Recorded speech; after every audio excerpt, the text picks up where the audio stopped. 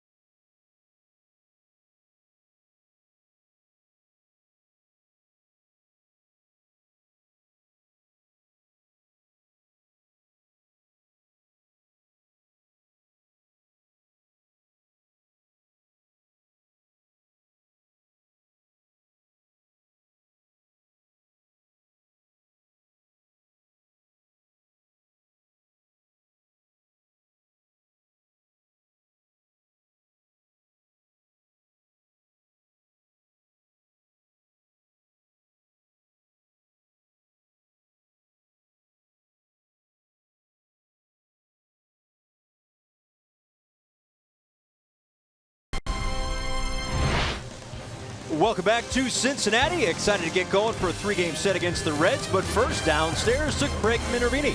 All right, Paul. Yes, good hitters park here at Great American Ballpark. Should be fun. First of a 3-game series. We'll see if JT Realmuto can end up with a career-high hitting streak. He has tied that number so far. We look at the numbers now. The Marlins are 7-7 since JT's return, and he's got an 11-game hit streak going, hitting .349 over the streak. The on-base percentage well over 400, including some pop as well. His teammates very impressed as usual with JT.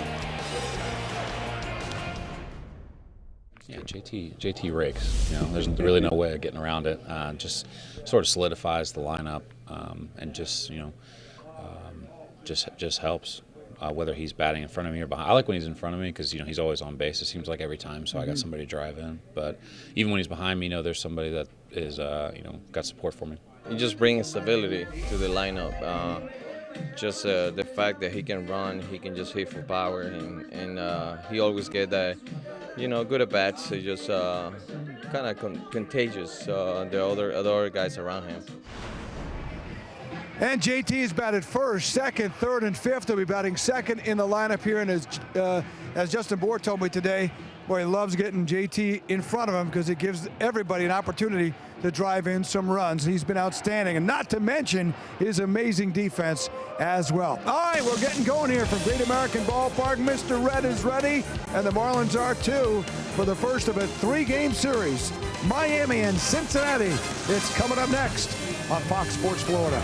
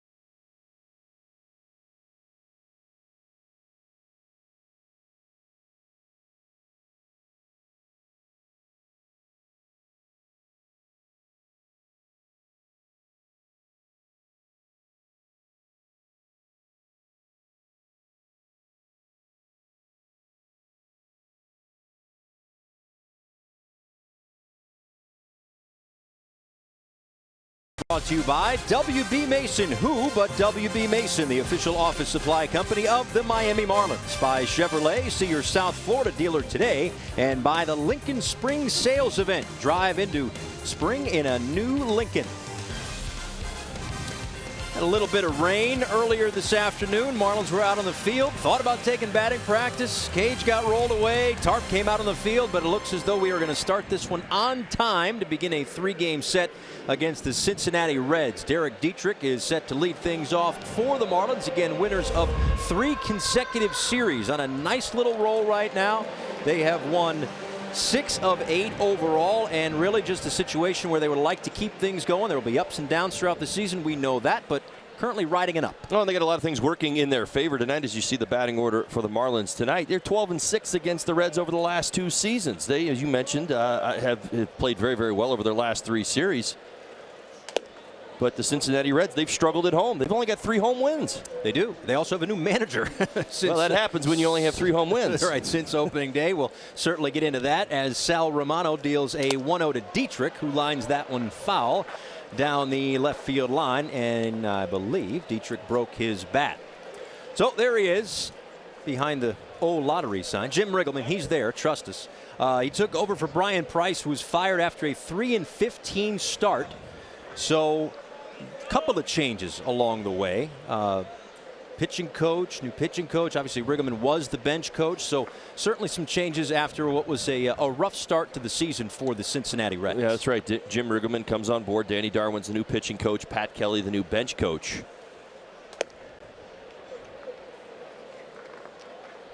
Well, from all indications, and again, this is, new.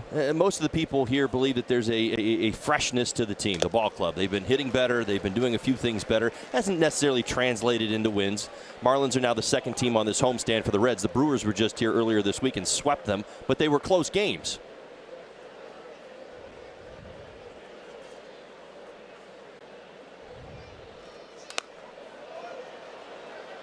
Well, we saw the Brewers a couple of weeks ago, and Marlins got swept. Wasn't going to bring that up. No, but I'm just saying that there is a new life here in Cincinnati, right. But it's also that the Brewers are partly a good the Brewers' fault. What you get that? I'm with you. Yeah.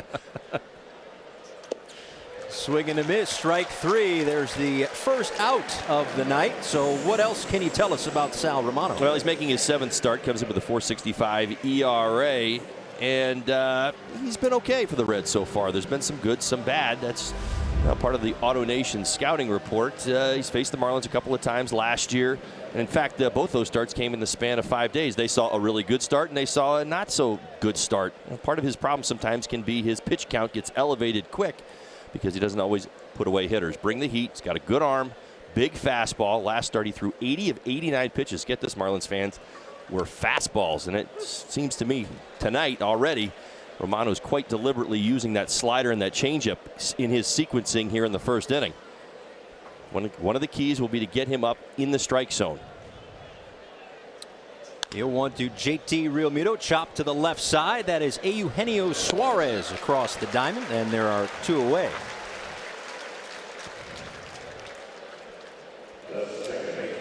The Reds starting defense is brought to you by Sylvester Comprehensive Cancer Center. Duvall gets the start in left field. Speedster Billy Hamilton in center.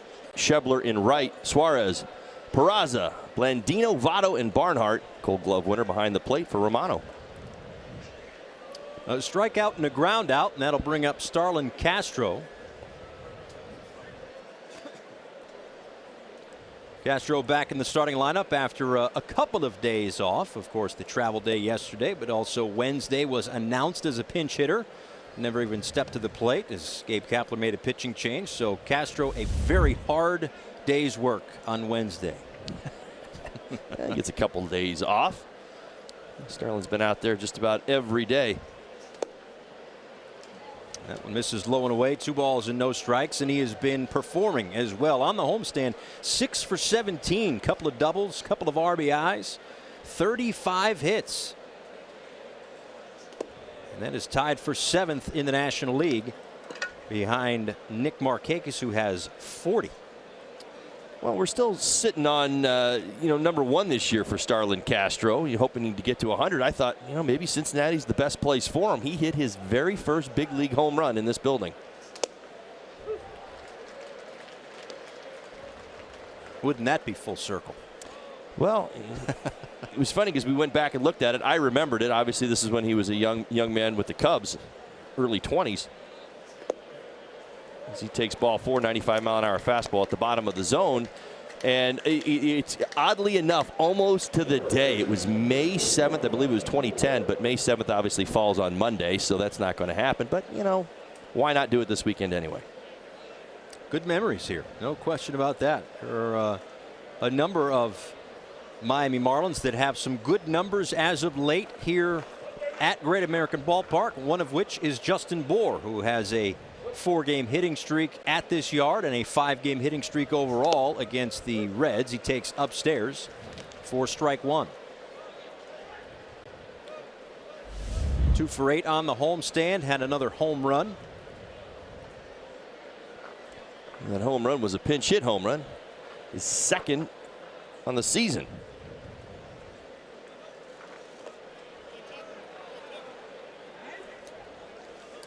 Of course, last week had been dealing with some back spasms. Got an extra day or 2 to make sure he was good to go. That's why he came off the bench. And when he did, also picked up a teammate along the way. Well, the Marlins would really love to capitalize on some first inning magic here.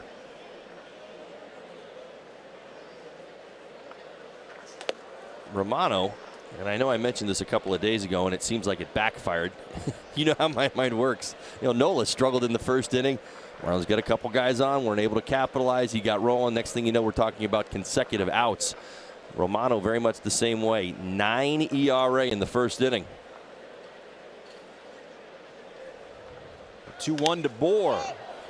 Skies this one, left side of the infield. Suarez, the only one over there, will put it away for out number 3. So he works around the 2-out walk. We'll see Wei-Yin Chen when we come back.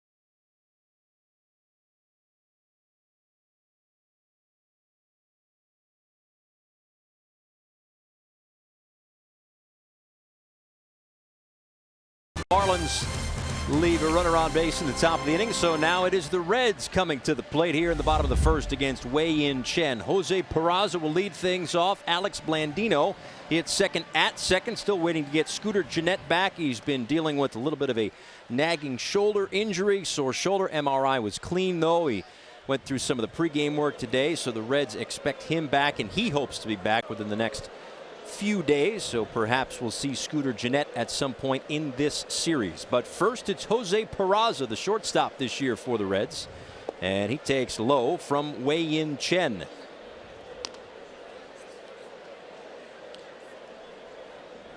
Chen had an outstanding start his last time out. You see the career numbers, 145. He's been doing this for a while. Like to see him get up near 1,000 this season. This one is down the left field line and toward the corner. Going to be extra bases for Peraza to lead things off against Chen in the first.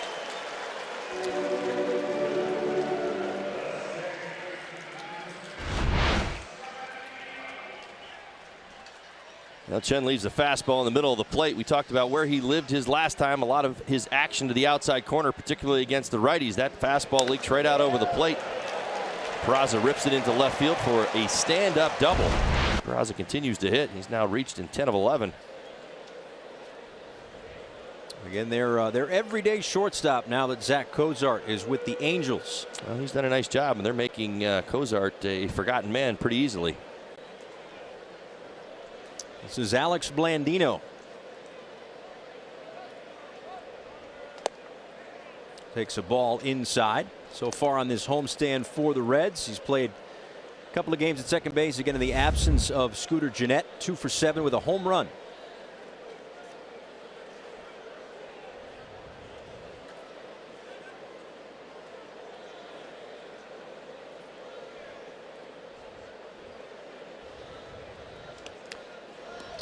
off the end of the glove of Realmuto, and over to third goes Peraza.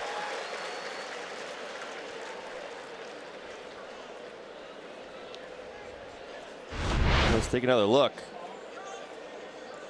This is a pass ball. JT will tell you he should have caught it. Catches it off the top. The lacing. Not able to squeeze it. Peraza moves up easily. And a hitter's count for Blandino. He started some games at third base, seconds, played a little bit of shortstop. He's the Reds' first-round pick from 2014.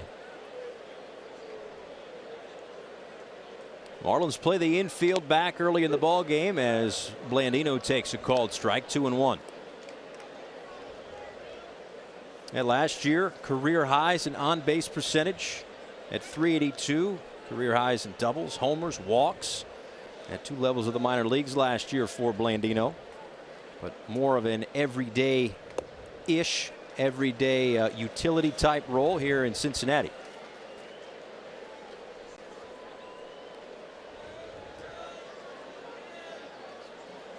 There's been a bit of a transformation for the Reds offensively over their last 10 games or so. They've been much better, averaging 6 runs a game. Part of their success has been attributed to patience at the plate. It's kind of a Joey Votto conversation. He's been doing it as well. His team's been walking. Their on-base percentage is up. They've been playing better baseball. Hasn't translated into wins yet, but the offense has come back around. Most people around baseball looked at the Reds and thought, their pitching may struggle this year, but they're going to score runs. No, not in April.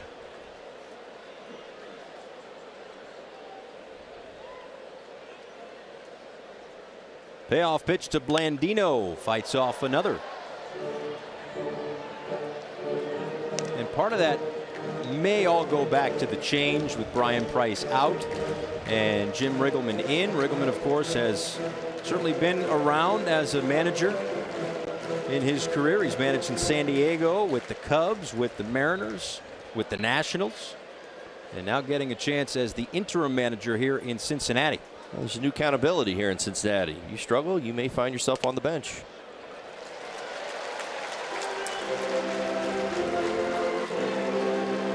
Let's give you the Marlins defense tonight, brought to you by Sylvester Comprehensive Cancer Center. Dietrich gets the start in left field. Brinson in center, Anderson in right. Prado, Rojas, Starlin Castro back in at second base. Justin Bour at first.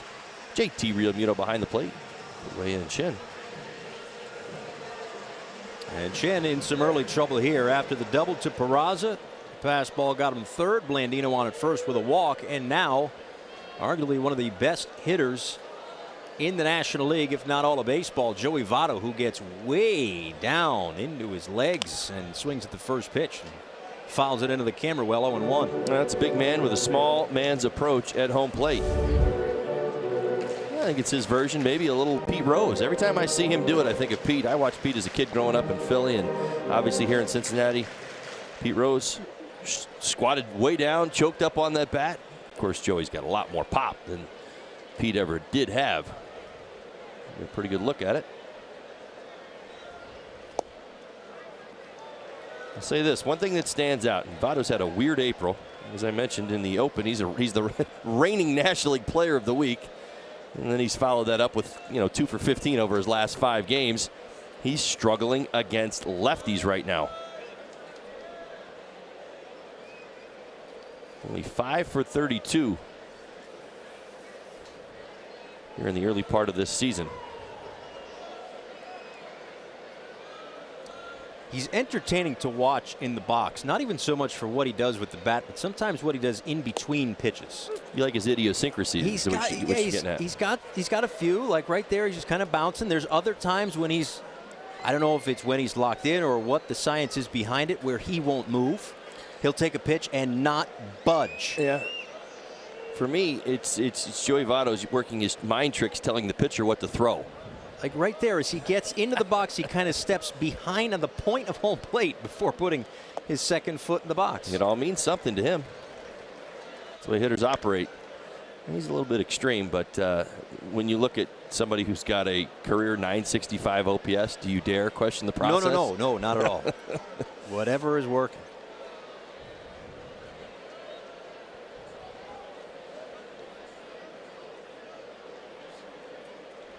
A 2-2 pitch. And Chen goes full, the second consecutive batter. That was a very, very big 2-2 pitch. Chen hit his spot. He wanted it just at that corner. Unable to pick up the call.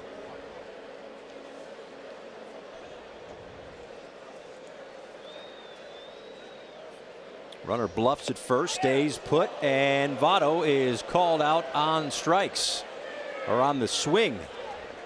And he has a couple of words for home plate umpire Jerry Davis. Either way, there's one out. Well, it is a huge out for Chen. We talked about where the 2-2 pitch was. He went just a little higher, but the same lane. Nice job, Joey. Probably felt he got away with one on the 2-2 pitch, so much so that his swing started, thinking I'm going to get a strike here on the 3-2 pitch, and not able to hold up.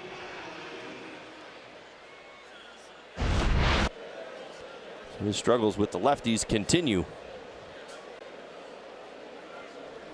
And in steps Eugenio Suarez.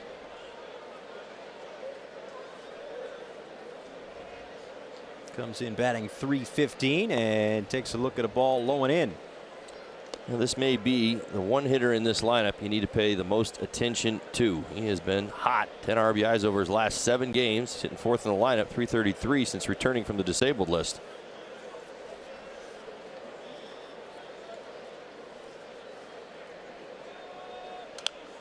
Fouls that one straight back, 1-1. And a rich man now as well. Signed a 7-year, $66 million extension with the Cincinnati Reds back in early February.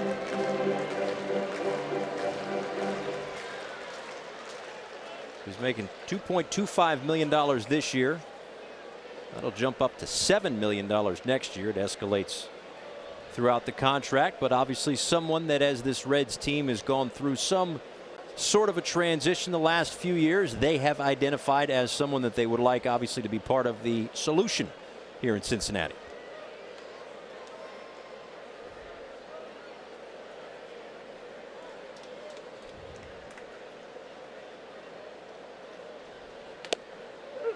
And a called strike, a ball and 2 strikes.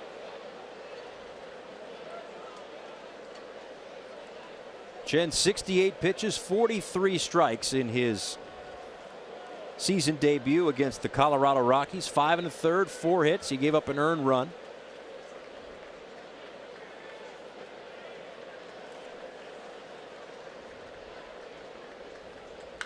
As Suarez to deep left field. That'll send Dietrich back, and that one is gone.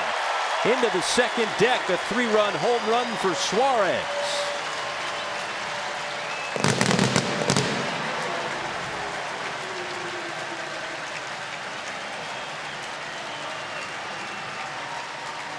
Now the hot hitting of Suarez continues, even with 2 strikes. A pitch to his liking. Put this suddenly hot Cincinnati Reds offense on the board early.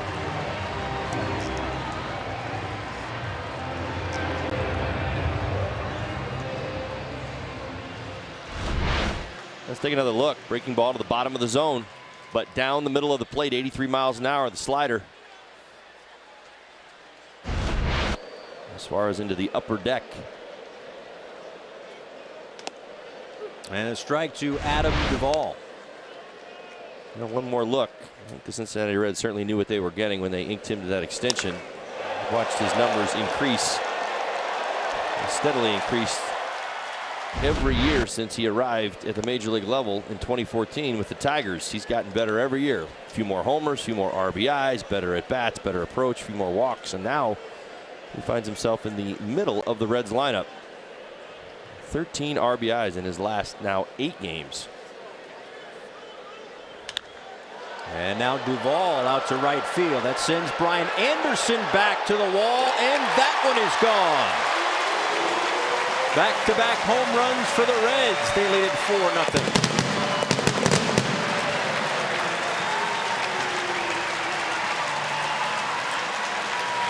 Well, the biggest difference between Great American Ballpark and Marlins Park, well, that ball would have been caught. That's why hitters love Cincinnati and Great American Ballpark. fly ball to right. Carries all the way out. Reds up 4-0.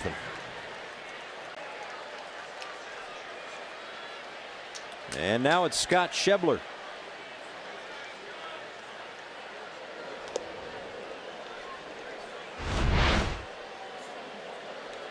Fastball away and outside lane.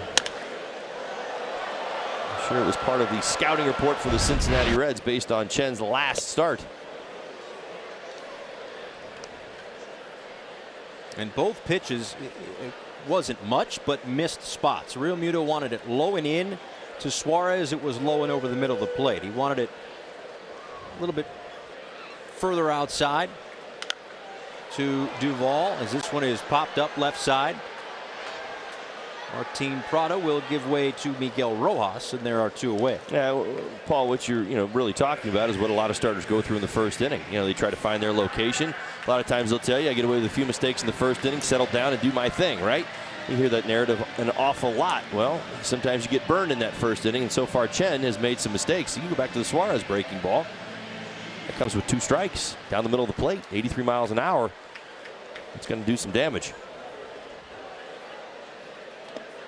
Upstairs to Tucker Barnhart. Barnhart, a Gold Glove winner last year behind the plate. A couple of home runs to go along with a .232 average so far in 2018 as he fouls it back 1-1.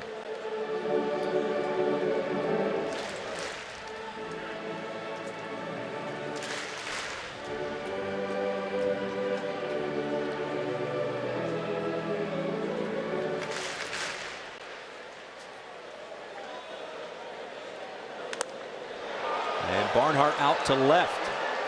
Dietrich on the edge of the track will make the catch for out number 3. But a couple of home runs for the Reds. They lead it 4-0.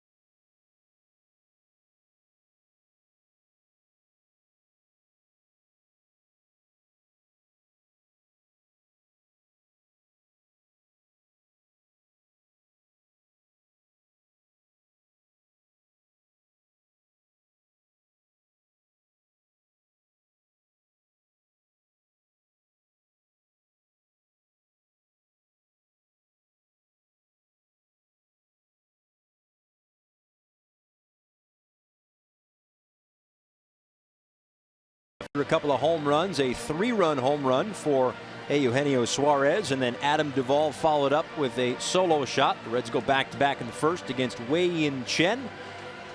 So a little work to do against Sal Romano, who worked around a 2-out walk back in the first inning. Brian Anderson, Martin Prado, and Miguel Rojas due up for the Marlins in the second inning, 5, 6, and 7.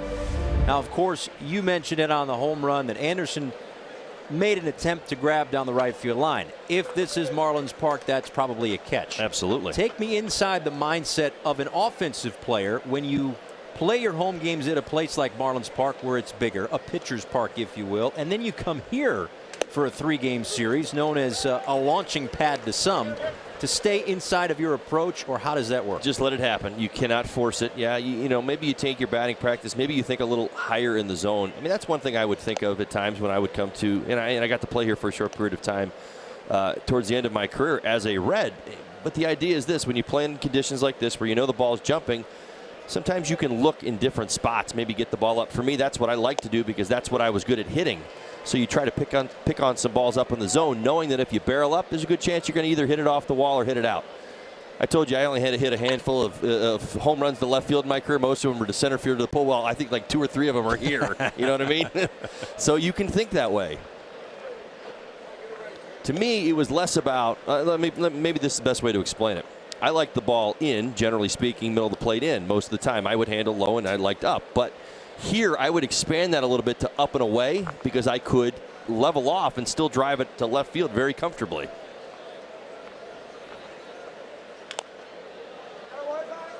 But you can't go up there thinking that it's a home run derby, though, right? Well, and you can't go up there thinking that whatever they throw, you're just going to swing and you're going to get a hit. It's not. I mean, there's a difference. This is a good ballpark to hit in, but it's not Coors Field. There's a big difference there.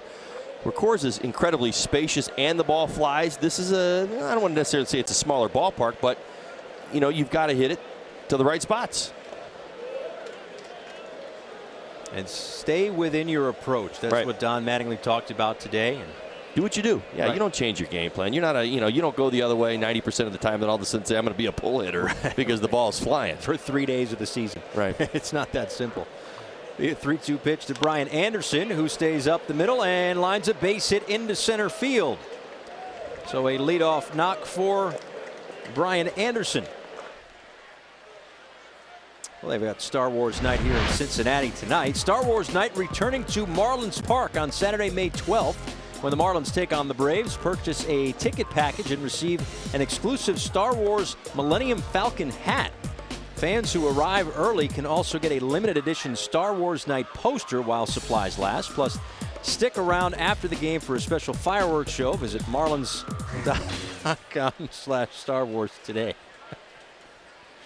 And then you just, smash your little brother with the thing. That's how it works. Right. You know how many Star Wars battles I've seen in my house with lightsabers between all of my boys? A lot. Oh, yeah. Look at that. Yeah. You wouldn't believe the marks those things leave on faces. See the little Star Wars, the lightsaber animation we had there? Yeah. Working hard in the truck. This is what they spent the whole off day doing yesterday. Animating things like that. I'm told that's a stormtrooper. I'm not a Star Wars guy. It is. That's something that you learned. I'll help you out. Today. I'm sorry. I wasn't paying attention. No. Please. By all means. Don't change your approach just because we're at Great American Ballpark. We just talked about that. That's right.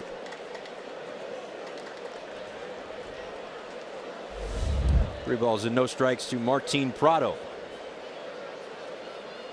Got a 7-game hit streak against the Reds, hitting .560 in that span.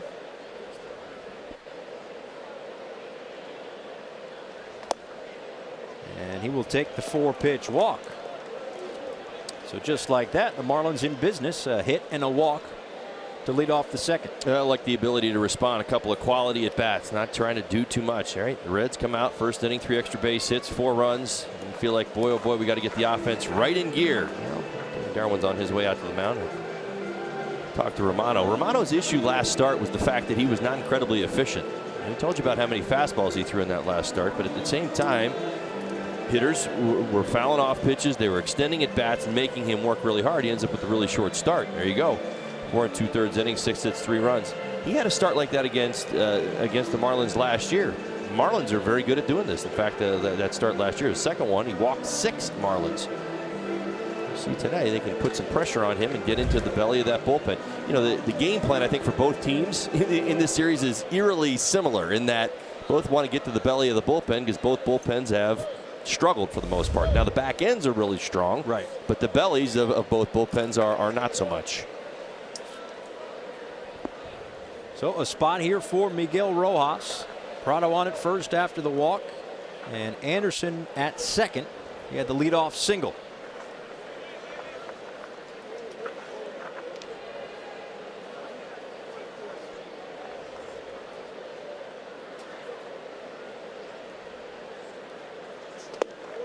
And that one misses.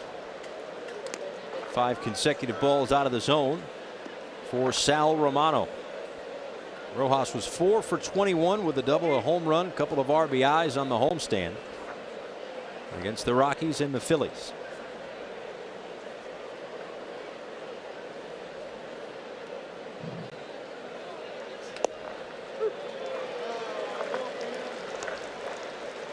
So when the Marlins prepared for Romano, did they just throw it out, the amount of the percentage? I think it was 90 some odd percent, whatever it was, of fastballs. Did they just throw that out thinking there's no way he's doing that again? No, I think they probably look at that more as an anomaly. You know, just in that, you know, you're not going to maintain that approach. You look at his splits even on the season, they don't tell you that story. Of course, the Twins have an awful lot of lefties in their lineup. Certainly makes some sense. But what it does speak to is how they may make him work today. And so far, they're driving up his pitch count. That's working. His fastball change slider, 94, 97 on the fastball. About 66% of the time is what he's done this season. You're right, that last start definitely stands out. The changeup and the slider is for the lefties. The slider is for the righties. He doesn't throw the changeup to the righties too often. Now 3 balls and 1 strike to Rojas.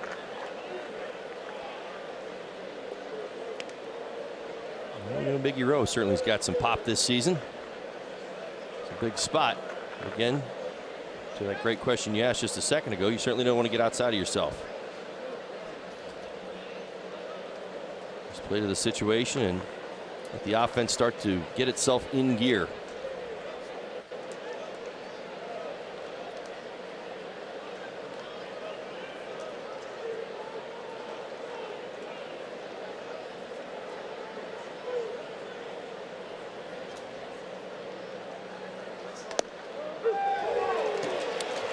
Not in love with that one. Certainly understand why. It looked like it was well above the top of the strike zone.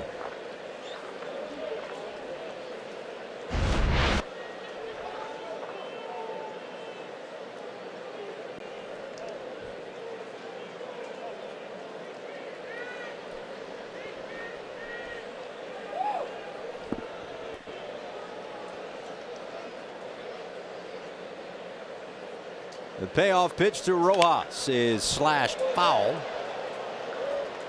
And he'll see another. Well, Romano consistently working in the mid-90s, 95. Yeah, he's got a big arm, and he likes to work the low zone. He'll try to climb the ladder at times if he can. But, you know, the one thing that you take away, even just looking at his splits or in his numbers coming into the season, 14 walks coming in. Now 15, he's walked the batter.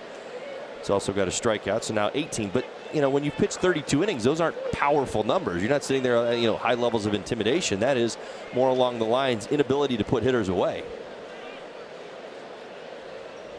His 35th pitch with 2 on and nobody out here in the second is chopped to short. The flip to second and on to first. It's a double play. Over to third goes Anderson. With a big ground ball there for Romano. Romano gets the ground ball he's looking for over the top. 2-hopper to short. Quick flip. Strong throw.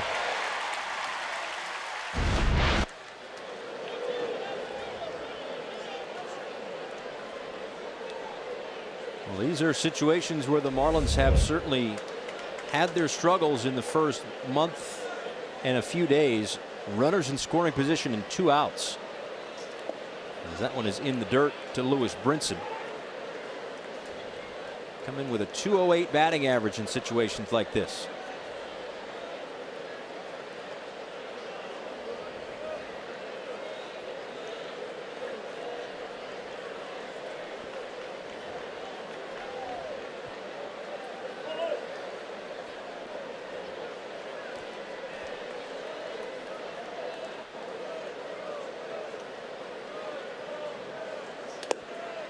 Brinson takes low. 5 for 18 on the homestand, a run scored, a double, couple of RBIs. The at-bat's really starting to turn the corner. It looks like he is under control, dictating a lot of the action in the box. He's looked much more impressive, much more under control over the last week or so. That's why the batting average has climbed.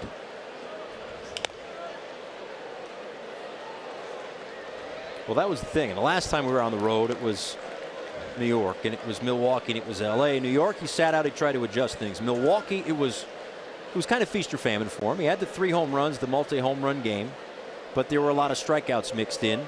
In LA, it seemed as though things started to turn around. There were some extra base hits. There were some signals against the Rockies, against the Phillies. So now it seems to be like there's a little bit more contact in his game as he's able to fight that one off, and everybody look out in the Reds dugout. Well, the patterns have been the same. Yeah, you said fight that off. You're right. Kind of got those hands started. That fastball was hunting way inside. 2-1 pitch.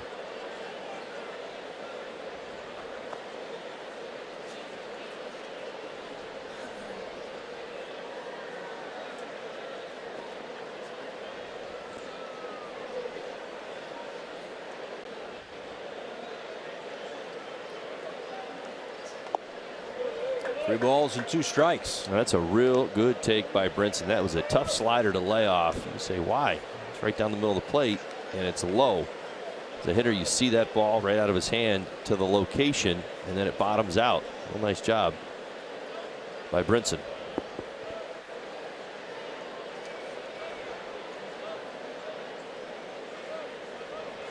Romano deals a 3-2 pitch, and Brinson sends this one out to center field. Hamilton underneath it, and he'll put it away for out number 3. Through an inning and a half, the Reds lead at 4-0.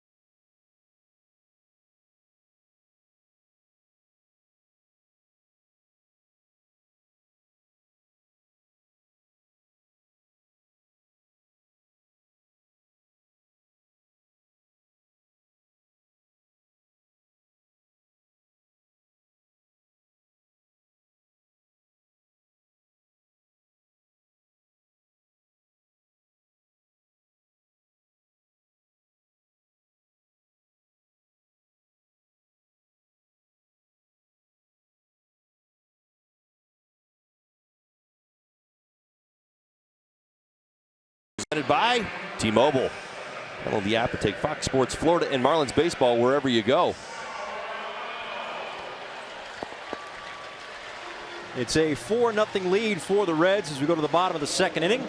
8, 9, and 1 due up for Cincinnati. Sal Romano, Billy Hamilton, and Jose Peraza. So the Reds have utilized Hamilton, who has been a leadoff hitter in his career, out of the 9 spot. Get that kind of double leadoff man situation. So it will be Romano in the box against Chen, and taking a called strike. Couple of home runs allowed for Chen in the first inning. One to Suarez, one to Duvall. This is quickly 0-2 to his counterpart.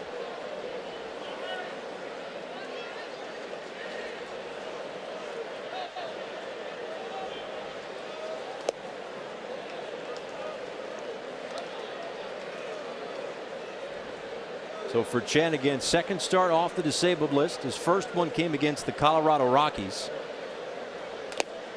as he strikes out Romano for the first out here in the second.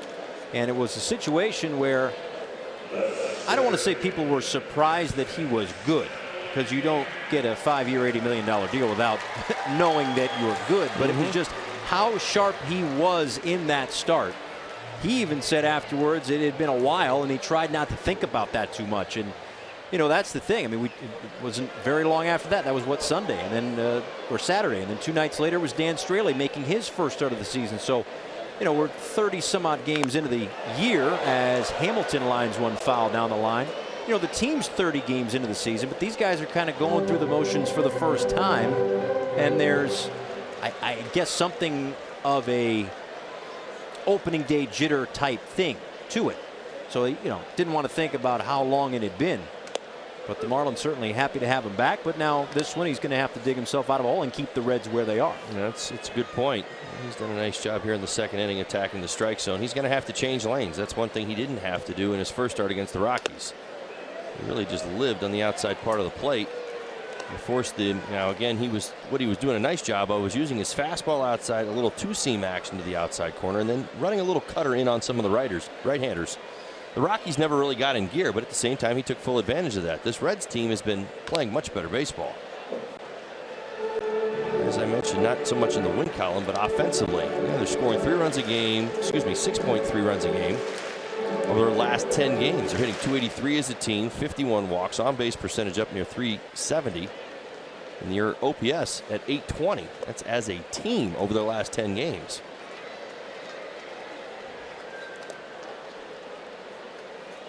2-2 to Billy Hamilton, who was in the 9 spot in the order for the 17th time this year. This one is popped up behind home plate. Realmuto runs out of room by about 3 feet. Well, you mentioned Hamilton at the bottom of the lineup in the 9 spot. Well, you have to work on that career that career on base percentage, OBP. 298. Kind of why he finds himself at the bottom and not the top. Finding alternatives now as this Reds team is starting to consider new things, new chapter in their history. Well, he's one of the fastest guys in Major League Baseball. He's a great defensive center fielder. I don't think anybody would deny that. But listen, 298 career on base percentage will not get you reps in the leadoff spot, regardless of the fact you can steal 60 bases. Doesn't matter. You're not getting on base consistently enough. Why? You got one of the greatest hitters in the game has ever seen in Joey Votto. I mean, what he should be doing is scoring 120 runs a year. Wouldn't you agree? Absolutely. We saw him working before the game, I assume, and you can certainly clarify and speak to it more than I could, but just about working on trying to get the ball on the ground more to utilize that speed. Right. Because anything that is remotely softly hit in the infield is a hit for this guy. That's right. He'll draw the walk with 1 out. Let's go downstairs and check in with Craig Minervini. Well, these days with the new metrics, you can look at base runners, who's fast. You know how fast Billy Hamilton is, but he's not the fastest in baseball according to his StatCast. Take a look at those numbers. Feet per second. Delano DeShields, center fielder for Texas, is #1 in the league. Fractionally, look at J.B. Shuck. Fractionally ahead of D. Gordon, and we know how fast D is with feet per second. That's 29.5. That one is popped out in the air and dropping for a base hit for the Reds. That is measured, guys, by the fastest 1 second window the players have. 381 players ranked, and it looks at competitive runs, ones where you have to run on a top ball, for instance, or running hard first to third, that kind of thing. Very interesting stat. And Billy Hamilton, as you might expect, among the leaders in Major League Baseball. Yeah, Craig, thanks. If they had that for broadcasters, I could tell you this right now, I'd be outside the top 12. I would not be on the graphic. That much I can assure you. You had a nice easy rhythm going there in the weight room today. What are you talking about? You say that louder. Let everybody know I was in the weight room today. It's great. I appreciate that. It's good to see you there for the first time on the air.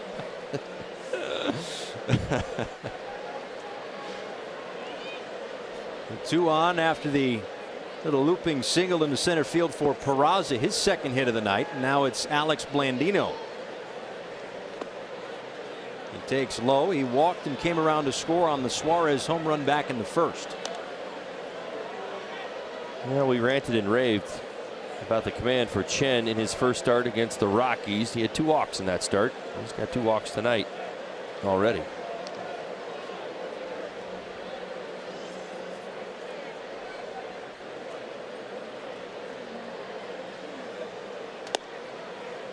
And that one is inside. 2 balls and no strikes. So he is working in this one, up to 44 pitches with 2 on and 1 out here in the bottom of the 2nd inning. And that has really been the key for this terrific run for the Marlins and their starting pitchers. Has just been efficiency, throwing an awful lot of strikes, pounding the zone, letting guys, the opponents, hit it if it's there. Go ahead, we'll use the defense.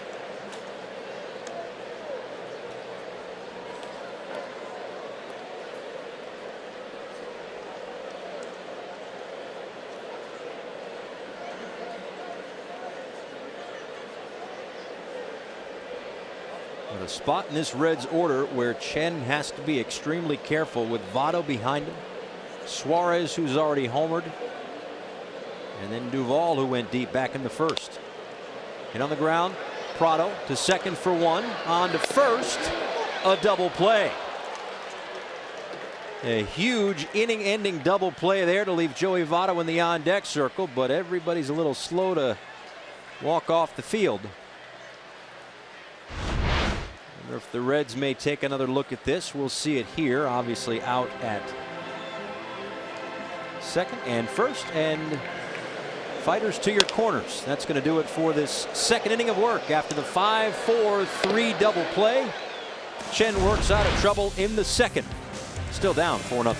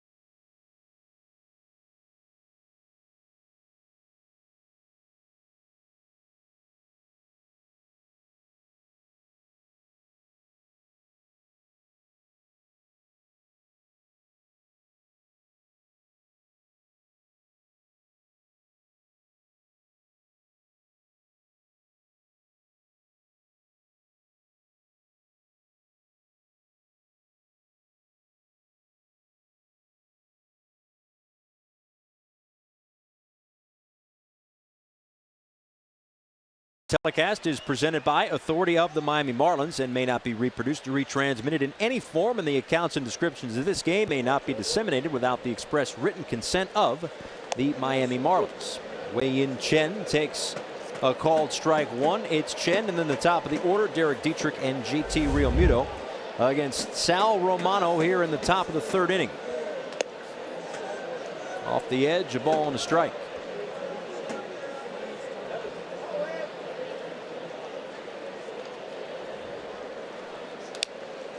Fouls that one back. Good pass by Chen. Had a couple of at-bats in his season debut against the Rockies. Reached on a fielder's choice. Still sitting on 1 career hit, though.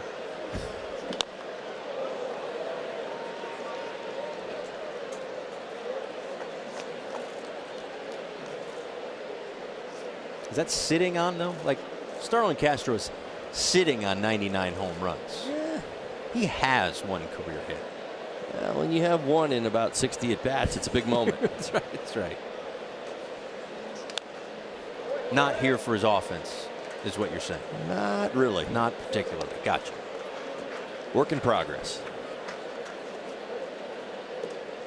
Although it's Great American Ballpark, you never know. You're right. Absolutely. And if nothing else, make Romano work the way that the Marlins made him work in the second. However, in that second inning, they had a couple of runners on base and nobody out, weren't able to push anything across. Oh, look at that play by Romano, barehanded, as he takes away a hit from Chen.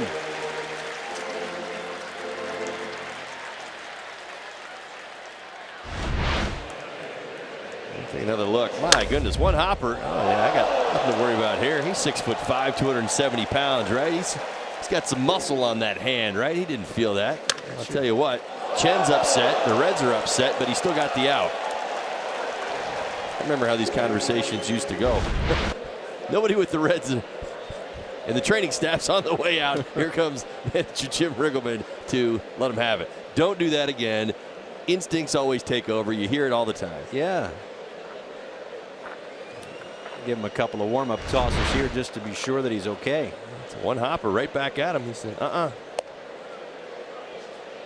I feel bad for Chen because I think he had a chance at hit number 2 right there. I know. He hit the ball pretty hard. All this talk of needing that second career hit, he just had it taken right out of his hands.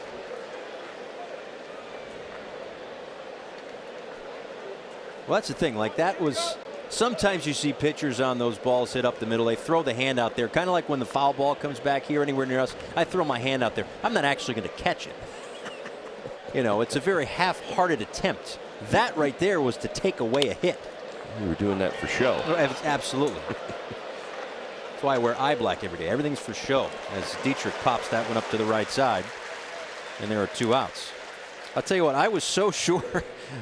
That's where my head's at. I was so sure that Chen had a hit. I actually wrote down hit. Got excited for him. How am I doing? That's why you carry white out with you. True story. Wrote 1B down there. We might not be watching the same game, Holly. I don't know. I don't know. I'll let you know. Here's JT Realmuto. Grounded out to third, back in the first inning.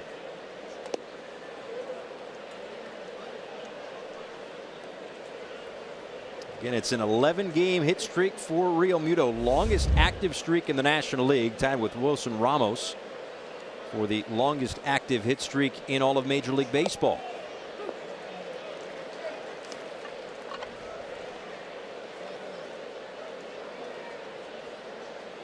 JT's got a 5-game hitting streak on the road as well, hitting .421, 3 home runs.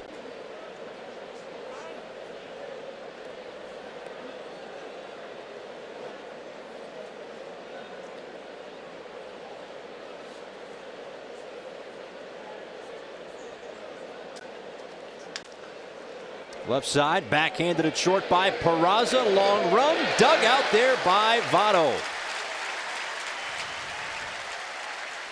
Lots of defense in this inning for the Reds.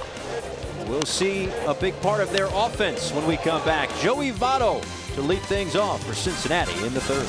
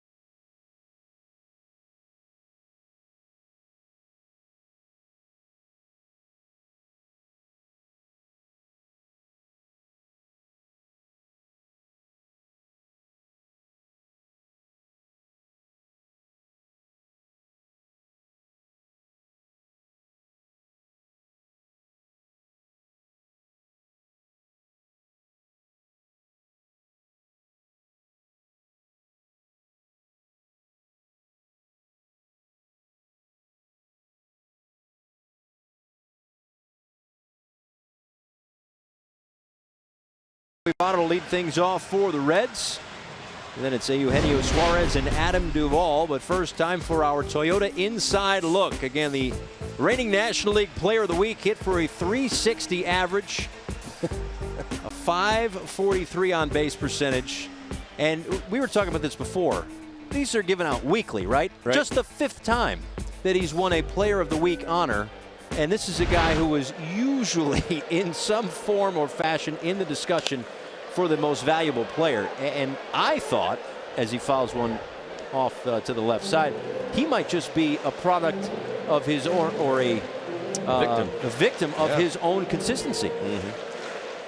Yeah, I tend to agree with that. I think that's that point gets made an awful lot when you say, well, how many MVPs has he won? And you realize he's won one. Yeah. You got to go all the way back to 2010 to talk about it. And you're like, wait a minute, you're telling me that he's had a .965 OPS. Last year he had an OPS over 1,000. And he is in top 5 numerous times in the MVP voting, but has only won one MVP. Takes upstairs, a ball and 2 strikes. Yeah, he was second last year to Giancarlo Stanton. He lost by 2 points, which was the 4th closest vote ever.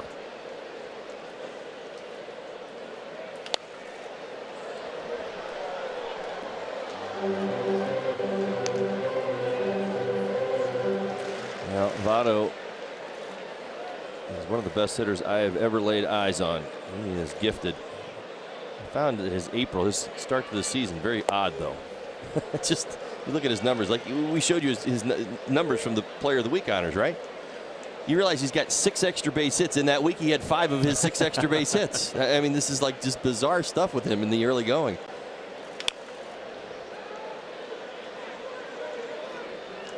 Homered in 4 consecutive games, the 24th of April through the 27th. Sitting .393 with runners in scoring position, but he struck out his first time up. You know what I mean? It's like weird stuff. Right. And the other one, I guess the other one worth mentioning is that he's been a little bit more aggressive here in the early going. And everybody here in Cincinnati knows that Joey struggles a little bit in the early going. This one lined out to center field. Long run for Brinson, and he'll have to play this one off the wall. Now there's another extra base hit for Joey Votto to lead off the 3rd. His 3rd double of the year. And only his 6th hit against the left-hander. Joey Votto doing what Joey Votto does, choking up, standing close to home plate, but catching it out in front. And when you pitch the baseball out in front, and you're as big and as strong as Joey Votto, you can do that. And drive it up off a wall. In Brinson's defense, he was playing him in left center field, so he had a long way to go on that ball. Reds in business once again. So with a runner on at second, it's Eugenio Suarez, who had a 3-run home run into the second deck in left field back in the 1st inning.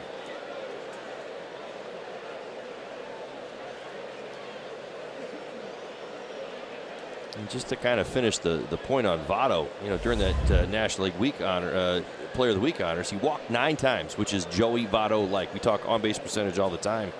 But in April, he really has been much more aggressive. As we told you, the Reds have been rolling a little bit, and I think if you ask anybody around here, we're going to go as far as Joey Votto takes us a lot of the times. I know the conversation tends to go in that direction. As Votto starts to heat up, this offense started heating up too. Yeah, he's that type of player that can put a team on his back. He's at second for Suarez, who steps away from that one, a ball and a strike. Another home run at home for Suarez, by the way, back in the 1st inning. Last year, 21 home runs here at this ballpark. Tied for the 4th highest single season total at Great American Ballpark.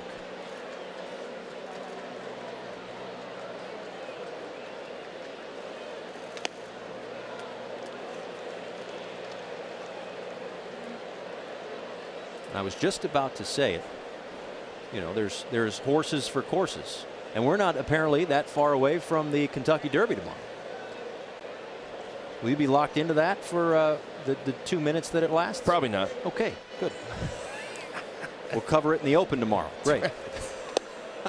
All I know is there's some horses and they racing, and it's in Kentucky. That's the extent pretty of my much all you need to know. Kentucky Derby knowledge. Have a mint julep and you're good to go. Don't even know what that means. All right. You wear a funny hat tomorrow, or is that one over yet? Yeah, I'll wear a funny hat tomorrow. Good. But nothing to do with the Derby. That's just your Saturday That's thing. right. That's just Saturdays with Holly. Funny hats. 3-1 to Suarez. Now 3-2. Now, one of the biggest differences for Chen tonight, secondary pitches. When he's used them, he's made some mistakes out over the plate. In fact, he made one to this very man, Suarez, in the box. A 2-strike hanging breaking ball in the middle of the plate.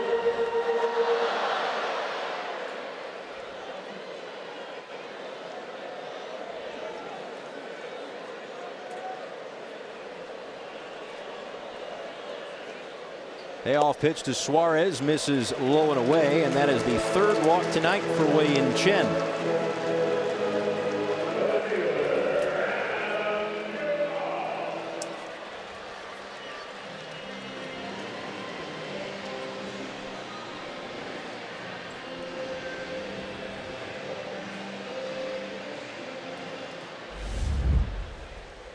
All you can eat Saturdays at Marlins Park, May 12th. It's going to be the Atlanta Braves in town at 7:10. The unlimited Nathan's hot dogs, popcorn, peanuts, nachos, and Pepsi soft drinks, or Aquafina waters, all for just $30. Purchase your tickets for all you can eat Saturdays at marlins.com/AYCE. Called strike on the outside corner to Adam Duvall, who followed up the Suarez home run with a solo shot of his own. His 5th home run of the season.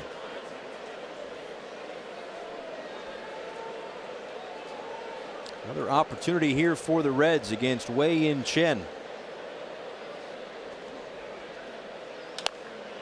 And now this one is popped up. Shallow left center field. In is Dietrich, as is Brinson, who calls everybody off. And there is one away. Nice job by Brinson taking control there. He's the captain, the center fielder. Called off Dietrich. He also has a better line to third base.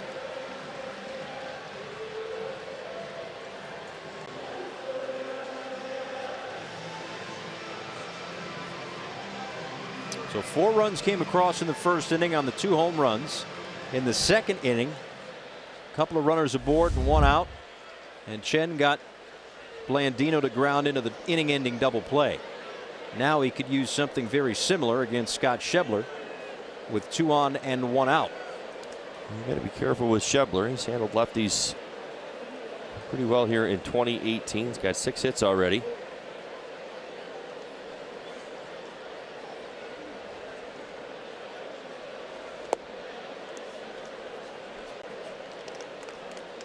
.276 with 6 homers versus lefties last year. Last year being the first time he was given the opportunity to play every day. Provided 30 home runs for the Reds.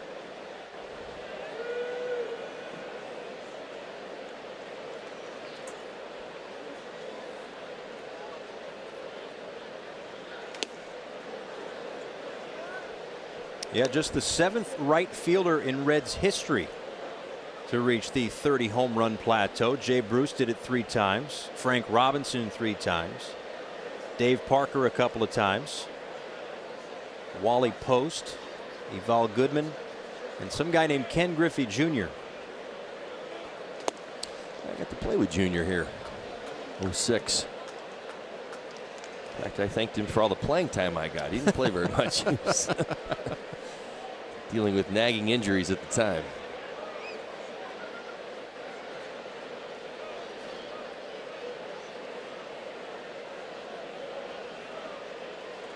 '65th pitch of the night for Wei-Yin Chen, as Schebler pops this one up.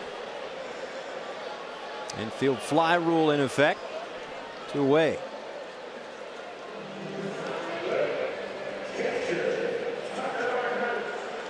And now it's Tucker Barnhart.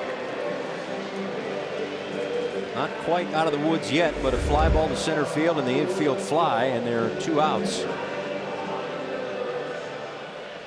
As once again Chen tries to limit the damage that came across in that first inning. Keep this game within reach.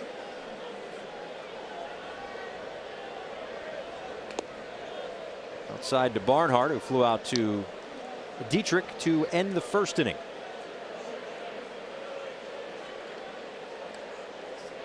The outside corner has not been entirely there for Chen tonight. This Reds team has really been hunting him on the outside part of the plate.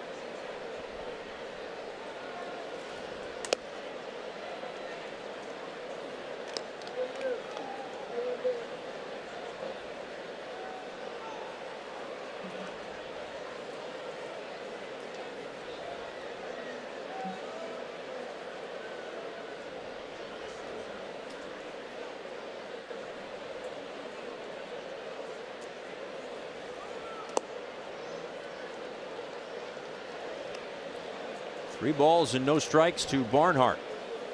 Yeah, this is in some ways a byproduct. You see Chen, you say, oh no, he's lost his command. The 7-hitter Barnhart's up. Well, you got to remember the Reds are a little different tonight. Romano in the 8th spot in the lineup. The pitcher is behind him. Chen being very careful.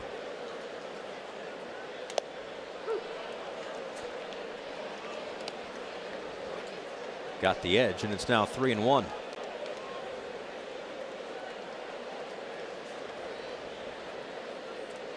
Chen's already going to be up to at least 70 pitches through 3 innings of work.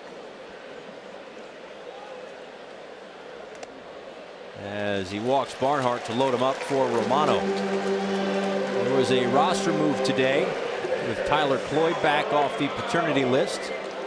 Dylan Peters sent down to New Orleans. So between Cloyd and Peters in the last few days, with the return of Chen and Straley, Peters bumped out of the starting rotation, so Cloyd the long man if Don Mattingly needs one. That was the roster move today.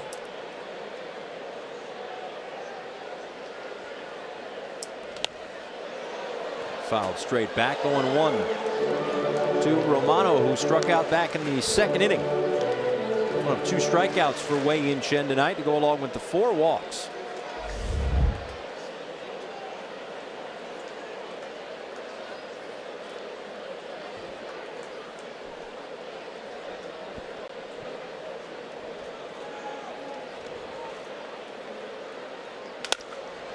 On the ground to short, may have broken his bat. Rojas over to first.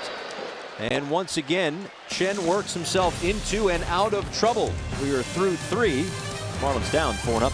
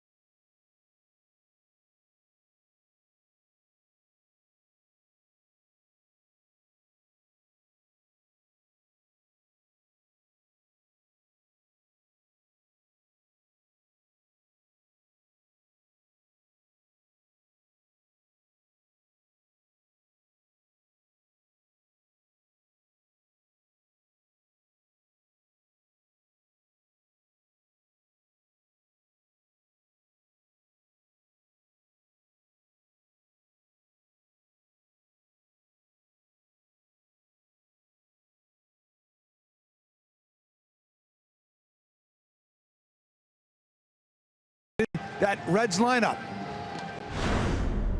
I've seen the Reds play in Evansville. They came and played our AAA team. Exhibition game when they were the Big Red Machine, too. Oh, that was a good year. That was great. It was awesome. Why weren't you a Reds fan when they were the Big Red Machine? I was. Oh, you were? But I didn't see them. Yeah, I didn't go to any games. I mean, my dad was working. Yeah. So we were, only time I got to go to a big league game was with our Little League. Yeah. The whole Little League went to St. Louis. Rose, Morgan, Senior. Had Carbo for a while too, didn't he? Yeah. See, I was a true Reds fan. Yeah, he said he watched them on the game of the week, which was the big thing. And of course, the Reds were on that game quite often back in the day, as Castro skies won the right field. He said when he played those wiffle ball games, George Foster was the right-handed power hitter. He got a lot of days off because Donnie was a left-handed hitter, and you had to bat to the side of the player. So a lot of lefties in there. Rose, of course, with that lefty, and it was a lot of fun. Dreesen in there, Griffey Sr., and big Reds fan for the Big Red Machine, guys. Interesting. So, you know, a bit of a homecoming here. Yep. For Don Mattingly. He got a chance to go home on the off day and came over today. I think his family's coming in over the weekend. That's terrific. Very good. Craig, thanks so much. A quick out of Castro and now Justin Bohr. Who popped up to Suarez, the third baseman, to end things in the first. Squares to bunt with 3 men on the right side of the infield. Suarez deep at short. Suarez, the third baseman, playing a deep short, but Bohr pulled it back, and it is 0-1.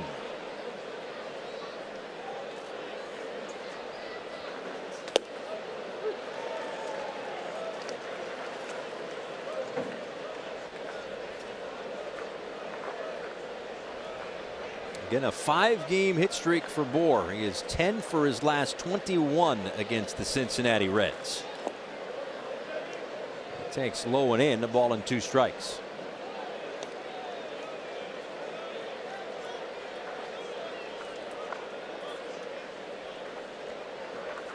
Well, that has certainly been what's been nice about guys coming back, whether it's Realmuto a couple of weeks ago, Prado a week or so ago. There has been an added depth to this lineup now, and now it's just a matter of making sure everybody gets going at the same time.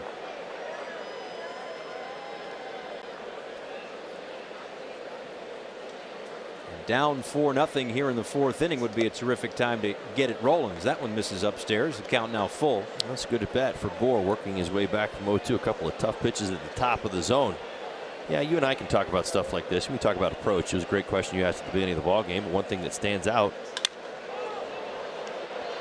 you see a deep fly ball into center field. Billy Hamilton moves over. Well, out number 2. We talked about the Reds, right? They've given up more home runs than anybody in baseball. 49 of them. 30 of them here at this ballpark. Well, the Marlins have hit 21 on the season. So you'd like to say, yeah, well, maybe they can get a little bit more offensive here in Cincinnati.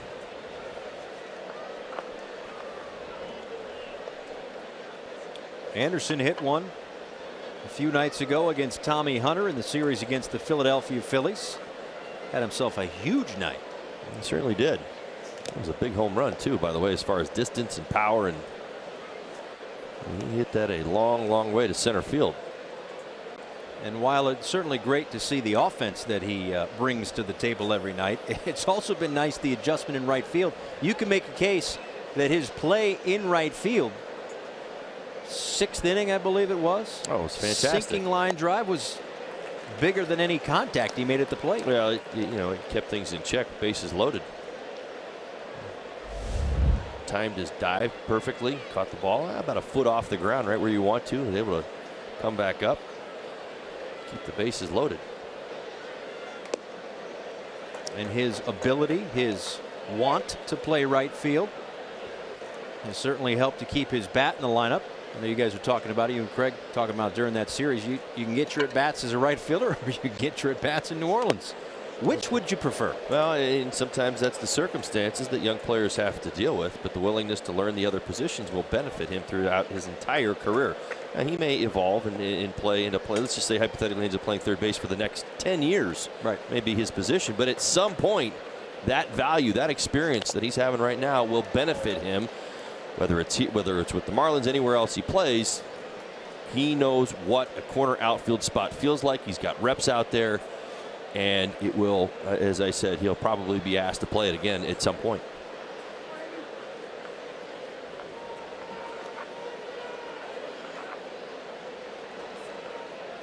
Two balls and two strikes from Romano. Another piece of that one to foul it back. Stays alive.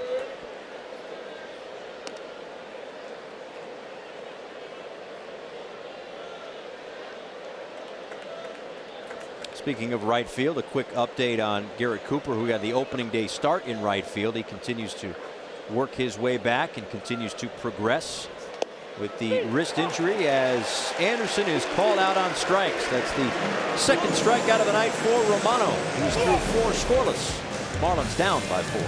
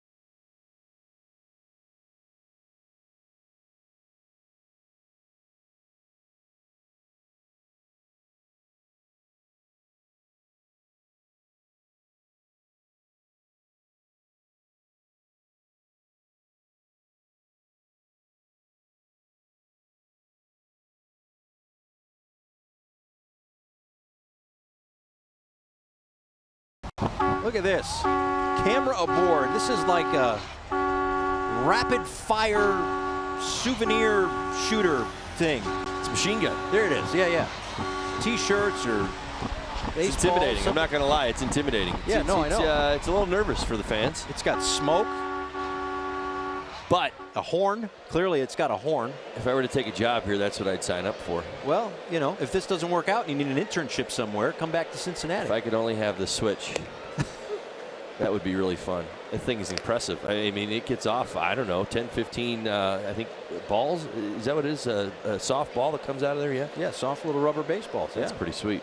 Gets all the way to the upper deck, too, by the way. I know. I was kind of hoping. Well, the net's in the way here. What, is that what it was? All right. Safety first. Okay. All right. 1-1 to Billy Hamilton. Takes outside. Hamilton in the 9 spot tonight. 9-1-2 to up for the Reds. Peraza and Blandino to follow. Hamilton walked but was stranded in the second. Softly hit, shallow right center field, and it turns Castro around, and he makes the play. 1 out here in the 4th. Now it's time for a message from FPL. At FPL, we're using technology to help us keep reliability high and bills low. That's how we're changing the current. 76 pitches for Wei-Yin Chen. 1 out here into the 4th inning. Couple of strikeouts, 4 walks, and the 4 runs given up. It started back in the 1st inning where all 4 runs were scored. Suarez a 3-run home run. Adam Duvall went back to back. But it was this man right here, Jose Peraza, who got it all started with a leadoff double. Came around to score. 0-2. He also singled in the 2nd inning.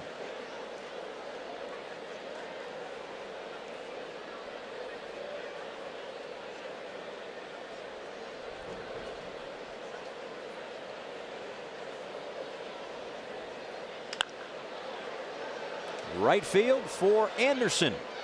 And a 1 1-2 start here in the 4th. Yeah, you're right, Paul. Nice job getting the first 2 guys out.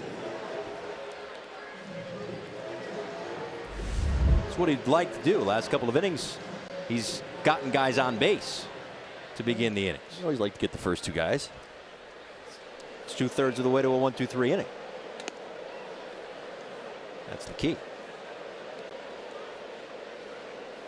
But if he can get through this inning without some trouble, maybe equalize or steady the pitch count a little bit. Right. Really is the key when you think about it. Of course, he climbed well over 70 through 3. He went back out. He's creeping up now over 80. 81. This will be 82.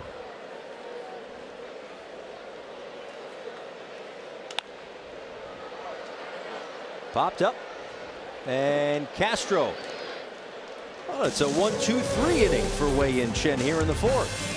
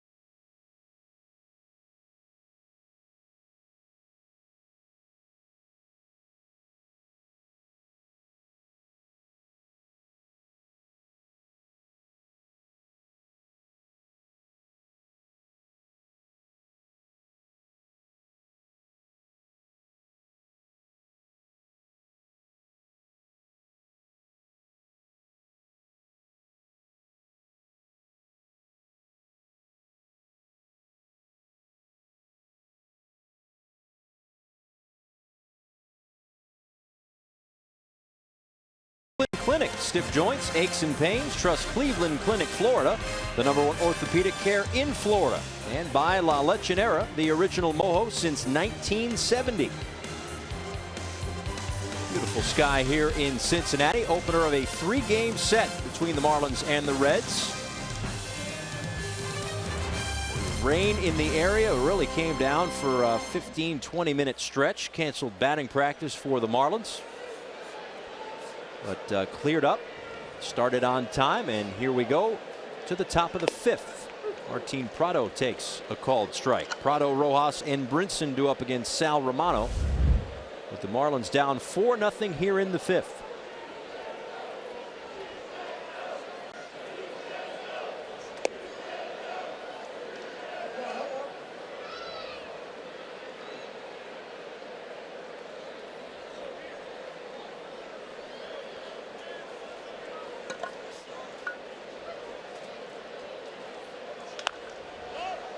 Out to center field, Hamilton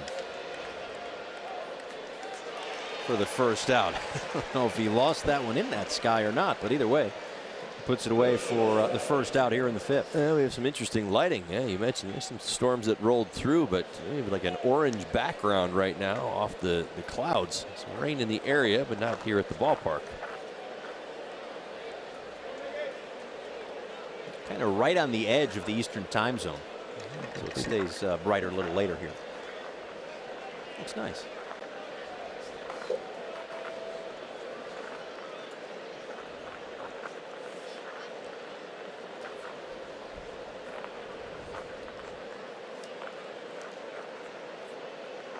Well, Romano has now settled in. He's working his way through the 5th inning.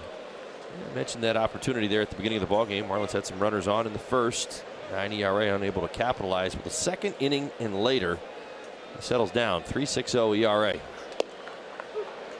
He's only hitting .245 against him as the game progresses from the second inning on.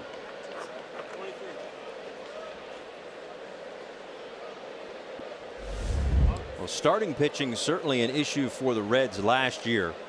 Their starters went 44 and 73. It was the worst in the National League in terms of ERA at 5.55. That one didn't make it all the way to home plate. Well, it really hasn't been a whole lot better this year. Some of their problems. I mean, I think more on the national level, you say, oh, well, the Reds aren't hitting. It's why they're not winning. It's not really true. They're not pitching again. I mean, that's really what it comes down to. Only 3 home wins this year. Think about that for a second. They're 3-12 at Great American Ballpark. Home ERA, 5.54. They've allowed 30 home runs in 15 games.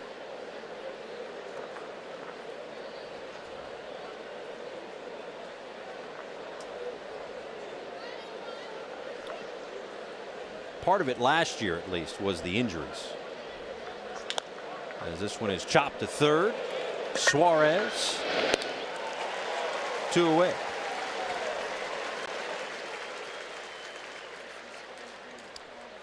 Second game of a 3-game set coming your way tomorrow. Marlins Live pregame show is on the air at 6:30. Jessica Blaylock, Gabby Sanchez from back home in Florida. Caleb Smith looking to keep things going against Tyler Mahle, the Cincinnati Reds. Smith has been terrific thus far. And I know Don Mattingly, Juan Nieves, they've been very pleased with what they have seen from Caleb Smith his last couple of times out, so that'll certainly be one of the topics of conversation tomorrow. I like that real matchup. Caleb Smith, his stuff against this Reds lineup. They've struggled against lefties. They come in only 1-4 against the Southpaws. Hit 4-0 tonight, though. 1-1 to Brinson. Misses low.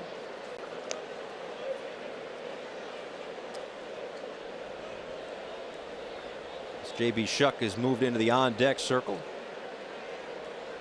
So it looks like the day could be done, depending on what happens here for Wei-Yin Chen.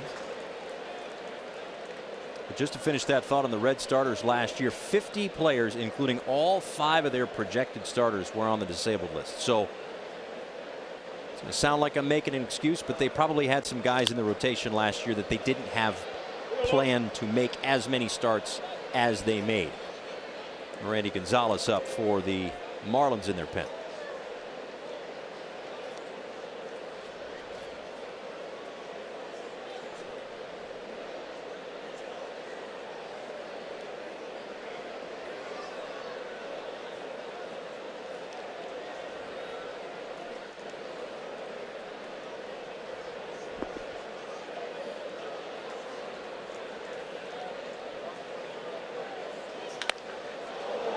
Brinson out to center.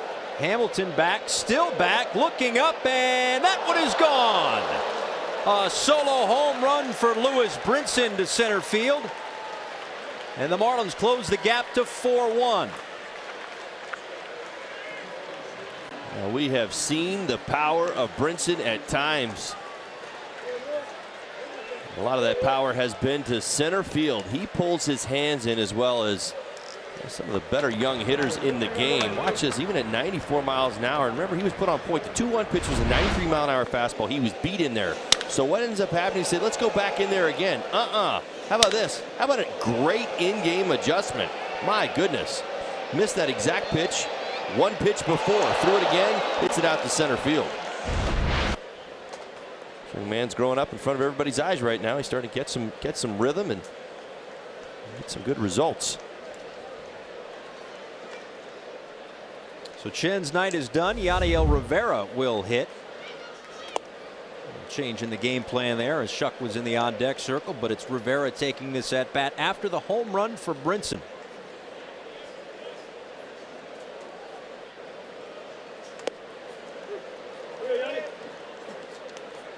And again, as Todd mentioned, that was a situation where he just beat the pitcher to the spot. The 2 home runs that Chen gave up were missed locations that were turned around for home runs. And that was just Brinson winning the cat and mouse game and getting the Marlins on the board. They trail this one 4-1 here with 2 outs in the 5th.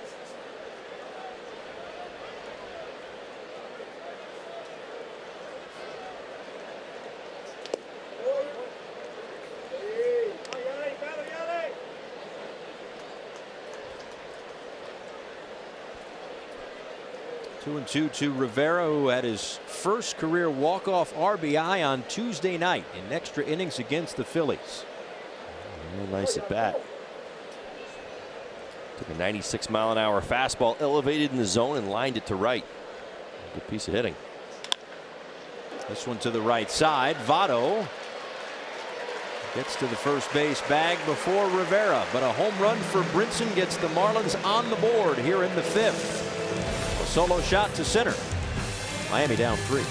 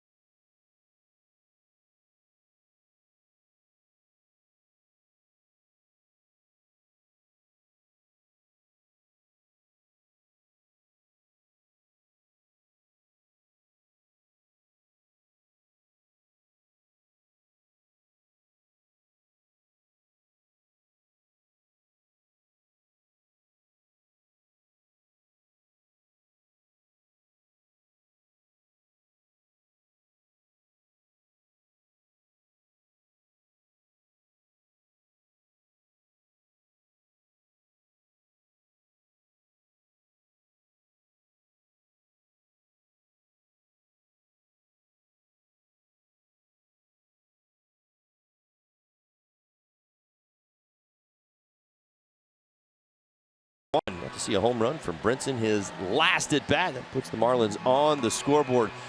Let's take a look at this little bit of sequencing. I want you all to see this. This is a great rookie adjustment. All right, this is the pitch, 94 miles an hour, fights it off. He's beat by the pitch. See how he pulled his hands in? It kind of felt like a little bit of a desperate swing. Romano gets the ball back. This is the very next pitch.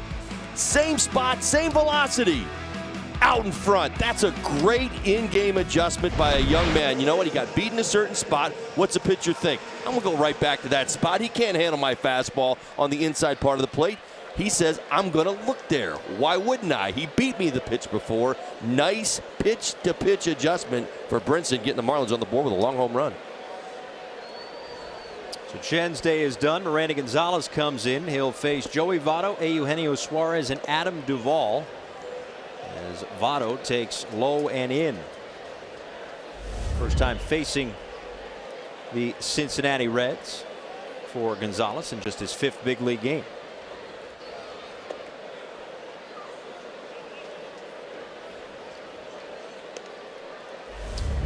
So he, along with Cloyd, I guess you could make the case, considered the long men in the bullpen for the Marlins, as they only get 4 innings from Wei-Yin Chen tonight. Gave up 5 hits, 4 earned runs. He walked 4 and struck out 2. Votto laces one to right field. Anderson is able to make the catch. One hard hit out. This summer, the World Cup is coming to Fox and FS1. Every match live and over 300 hours of coverage. The world's biggest sporting event begins June 14th, only on Fox and FS1.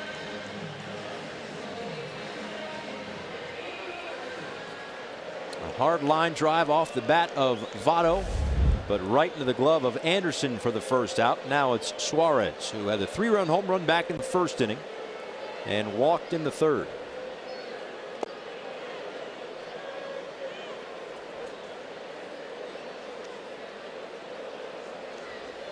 Last 2 times out for Gonzalez, wins. He worked 3 innings against the Dodgers in LA. He worked 2 innings against the Phillies on Monday.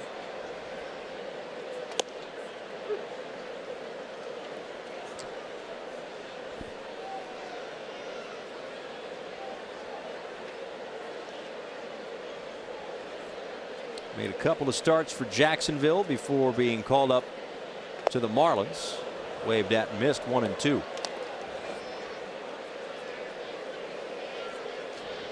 So again, a situation where he's still been a bit stretched out for Don Mattingly to be more than just I guess what you consider a matchup type righty. He's been out there to give this team some length. He's done a nice job mixing his pitches as well. Fastball, curveball, changeup. You saw the great curveball he pitched before.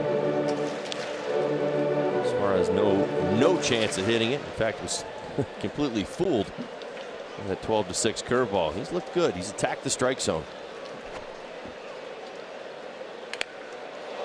Broken bat and a cue shot foul.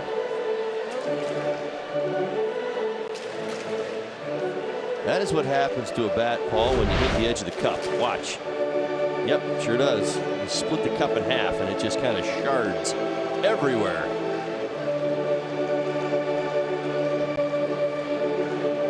Maybe wondering at home why some hitters don't have a cup on the end of the bat. Let's just take off an ounce or 2. You can make it a little bit lighter there. Some bats obviously rounded at the end. So his next new one also has a cup.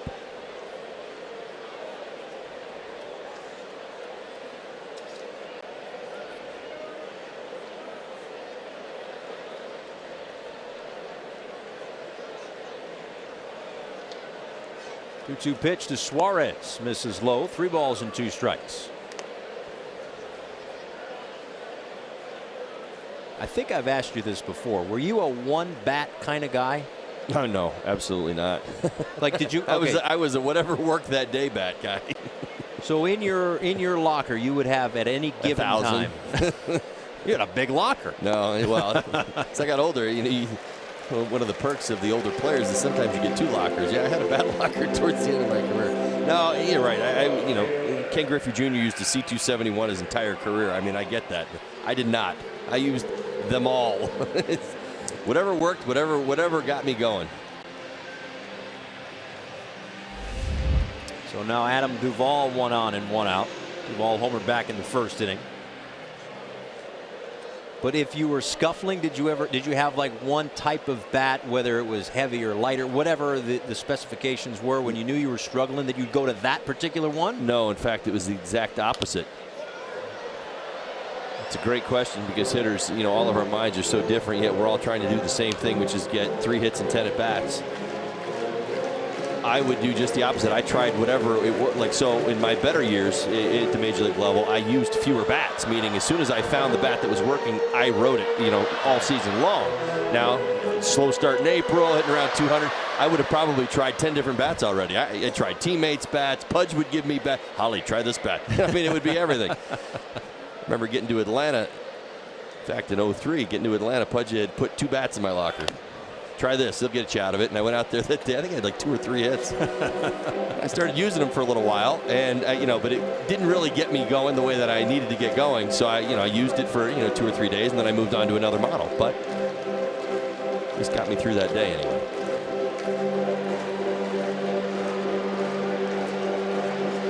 Suarez was on the move with that last offering from Gonzalez. It was fouled off by Duvall. He'll see an 0-2 pitch.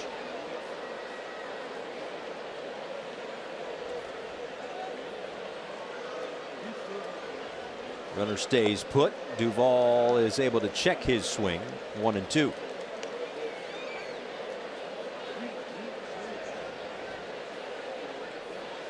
Duvall, an all-star in 2016 for the Cincinnati Reds. Gold Glove finalist each of the last 2 years.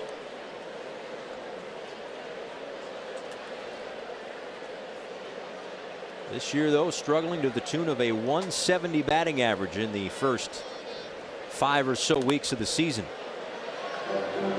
We're just talking about bats and how you used thousands of them. How about Ichiro? And the way that he cared for his bats. Well, those bats are going to get a little bit of time off because he's announced that he's moving to the Mariners front office. He's not going to play again this year, but he hasn't ruled out playing again next year. And oh, by the way, the Mariners open up in Japan next year. So that's why a lot of speculation that perhaps maybe that would be it next March or whenever it might be. Line to Prado, back over to first, but Suarez is back.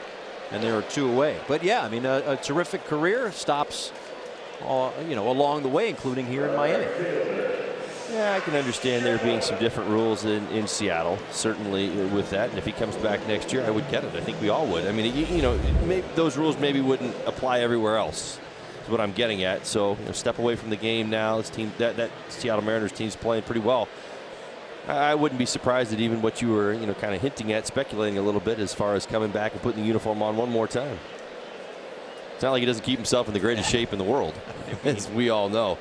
He would get to the ballpark, Paul, every day. I mean, he was here every day last year, like 2 o'clock, stretching, getting ready for, as we all knew, because you had one of the best outfields in baseball playing every day, and nobody missed the game. Right. 100+ pinch hit appearances, but he was out working on the line, stretching, working on his sprint speed. He'd be in the cages working. I mean, it was unbelievable watching him keep himself ready.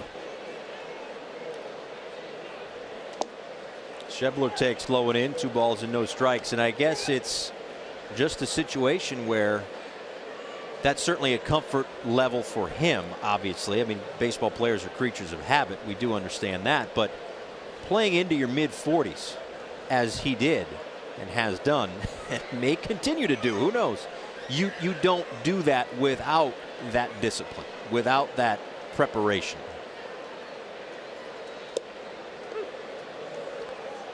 Nice fastball by Gonzalez, getting back into the count. Yeah, you're absolutely right, Paul. He had to do it. He was going to play into his 40s. He needed to keep himself in shape. Now, the thump has kind of cooled off here a little bit.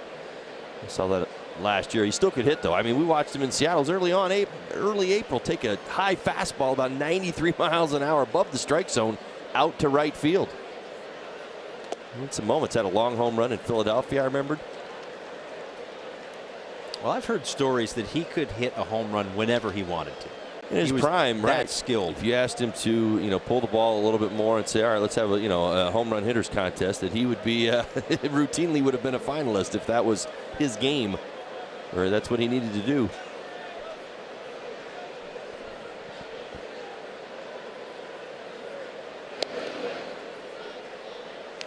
Well, if there's some left in the tank, if there's a little, if there's a lot, who knows?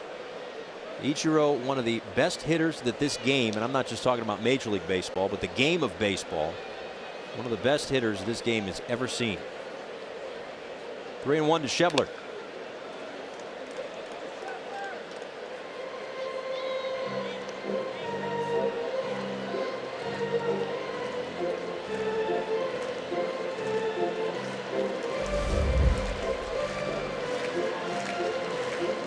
Smith and Malley tomorrow, middle game of a 3-game set.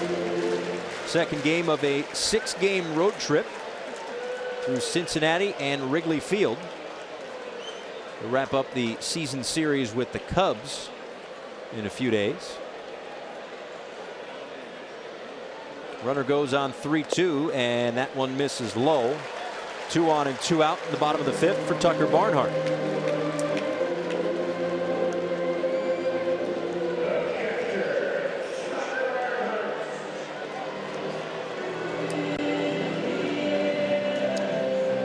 Sixth walk by Marlins pitching tonight. You mentioned Cincinnati Reds have been better. One of the keys to their success has been being patient at home plate. Even to tonight's ball game with the most walks in baseball over the last 10 days. 51 walks. Now they're up to 57.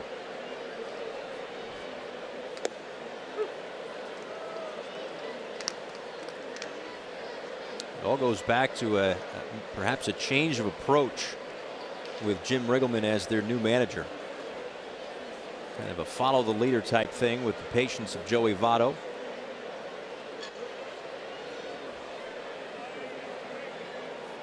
The 0-1 to Barnhart, misses outside.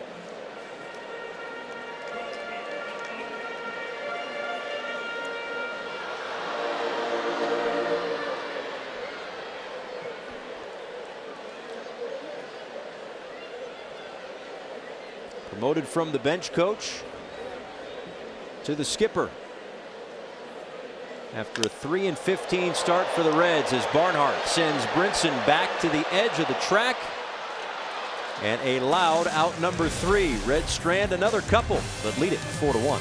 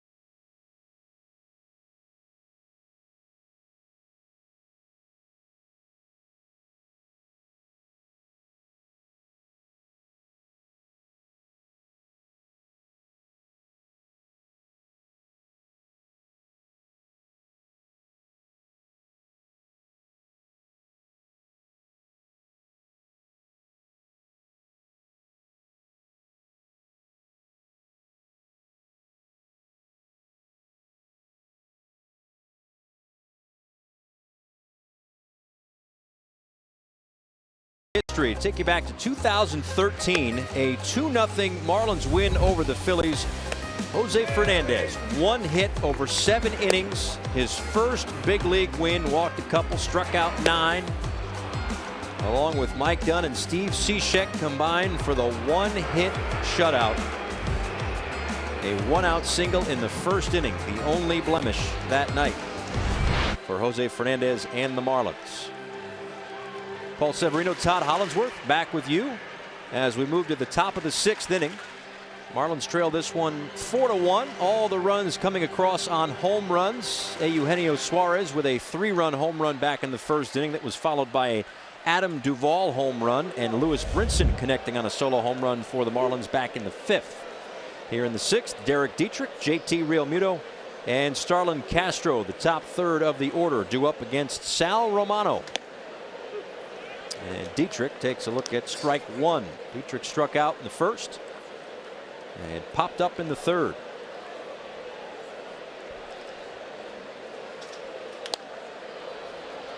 Romano has been sharp to this point, surrendering just the 2 hits and the 1 run on the homer. Couple of walks, couple of strikeouts.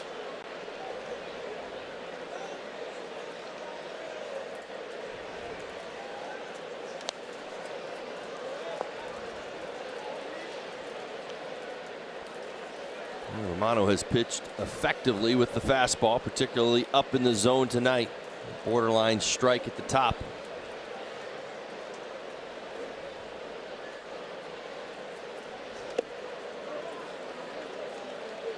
And that got a piece of Derek Dietrich. I'm telling you, it's an art. It really is. To get hit or get hit so lightly? Both. You tell me. You watch this and say, this isn't an art. Yeah, that's right. Got 2 strikes on me, pounding me in, up and in with fastballs that are moving all over the place.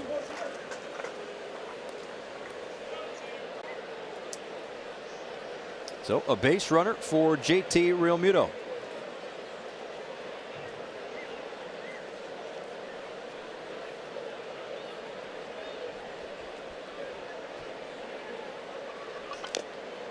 Big swing, may have gotten a piece of that one. 0-1 to Realmuto. As Jerry Davis is trying to talk Barnhart into taking a second. All right, so road batting average. This is since 2014. Jose Altuve, who would hit well on Mars, we get that. Daniel Murphy's at 327 on the road, and Realmuto's up there at 319. Well, all you have to say in that is just he's better than Joey Votto and move on. Fair enough. I dig that. Might add to it. This one goes off the glove of Suarez. Trickles into left field. Dietrich heading to third, and he's in there. So runners on the corners.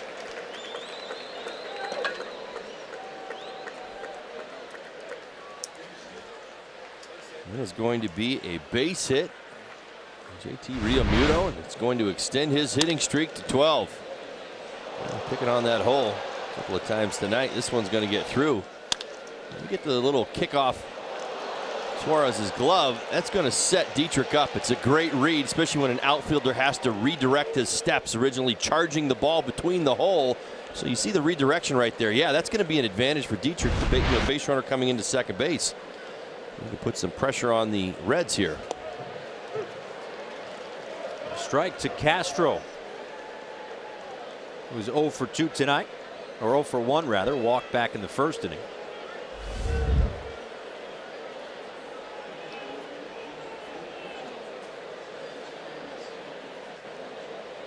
So a spot for the Marlins to get back into this game, trailing by 3.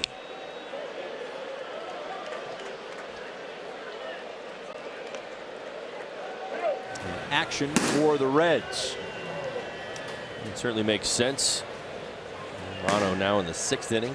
Pitch count up above 90. He has not gone past 100 pitches yet this season.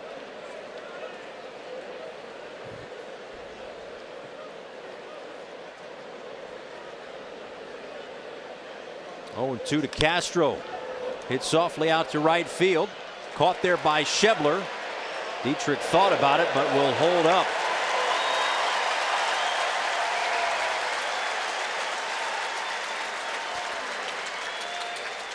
A strong throw by Schebler. Did everything right.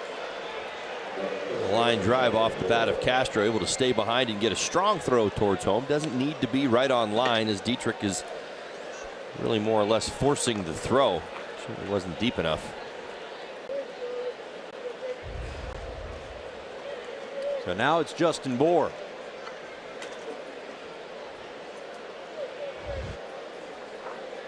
And these are opportunities that the Marlins need to capitalize on, but if they capitalize on it, it may be against the bullpen, as Jim Riggleman is out.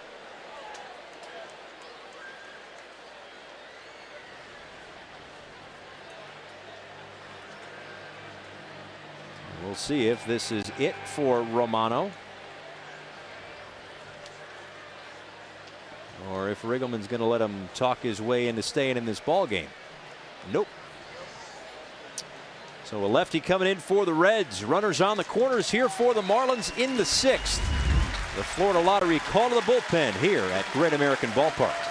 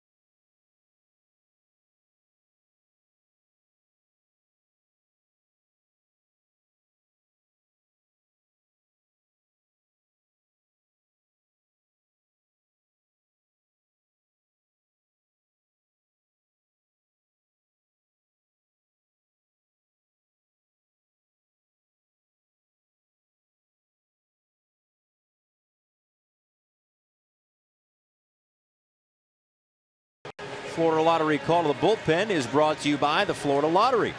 It's good to have options. That's why the Florida Lottery has over 70 unique scratch-off games. So add a little play to your day with these new games. The Florida Lottery, it's your ticket. Claim it. Must be 18 or older to play.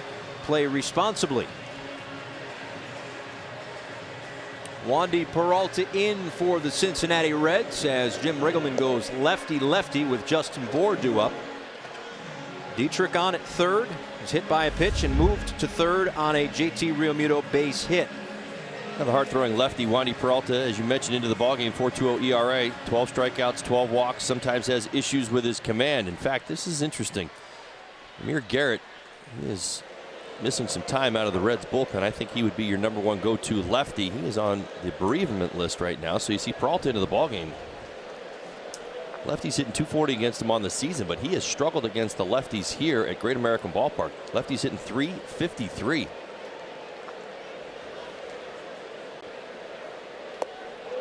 Bour takes low and away, 1-0.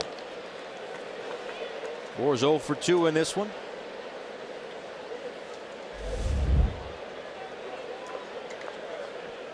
.185 with runners in scoring position, but he does have the 9 RBIs.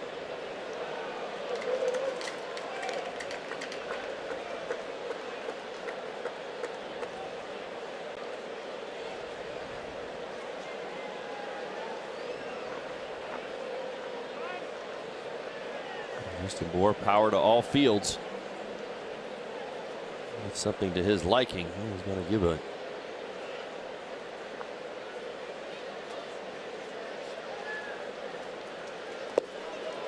healthy swing. Let's see if that happens. He's gotten himself ahead 3-0 as Peralta is struggling with the strike zone. Well, Peralta started the season with 10 scoreless appearances in 11 1/3 scoreless innings. But since then, 7 runs in 6 appearances in 3 2/3. Well, he struggled with the lefties as well. And a 4-pitch walk has loaded the bases for Miami. The belly of the bullpen. Both bullpens have struggled. Jim Riggleman is on his way out. Once again, he's going to make another change. As we said, Peralta, the lefties and the righties, actually better against the righties, but they are missing Amir Garrett right now out of their bullpen. So another change, 1 batter, 1 walk for Peralta. Marlins have them loaded here in the 6th inning. Don't go anywhere. Marlins down 3.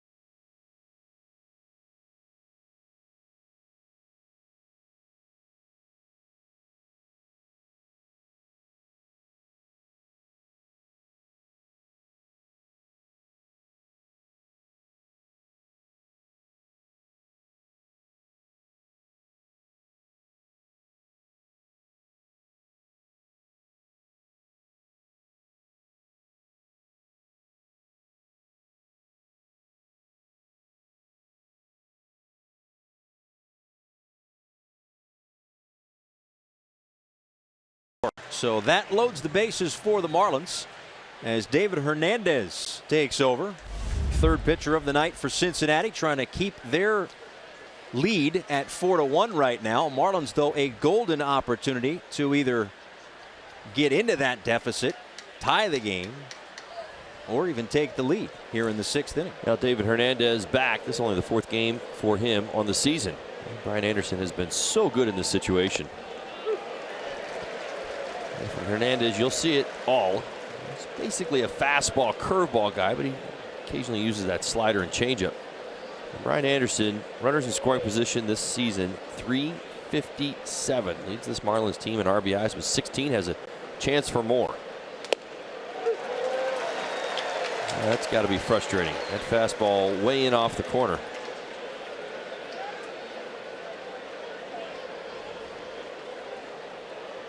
And always another look when you dissect the numbers of how batters do when it's 1-1 and it goes the other way. When it's 0-1 and it goes to 0-2 on a pitch that you don't like, now it's a matter of staying in the at-bat.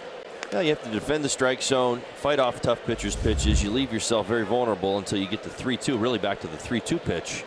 And then you hope for a mistake somewhere in between, but there's a little less aggressiveness that you can have when you've got 2 strikes, doing everything to avoid the strikeout. See Anderson choking up just a little bit. He'll do that with 2 strikes. So he can do things like that, and it's going to stay up. And now the throw back to second. It gets away, but backed up there by Votto. Thought for a second that one might fall, but it hung up for Duvall to put it away for a big out number 2.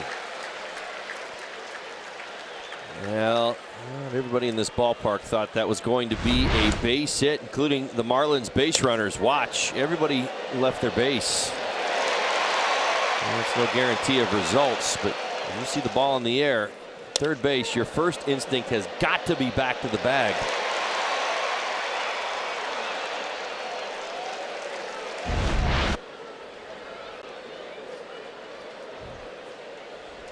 So now it's up to Martin Prado.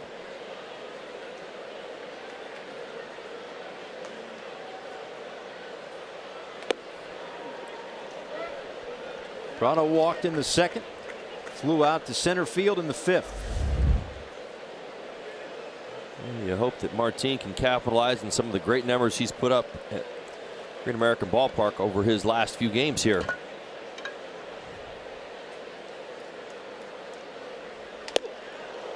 Two and 0. Couple of pitches moving him off the plate. Well, ahead in the count. And this Reds bullpen has struggled. We talked about getting to the belly of the bullpens, both for the Marlins and for the Cincinnati Reds, it being a goal.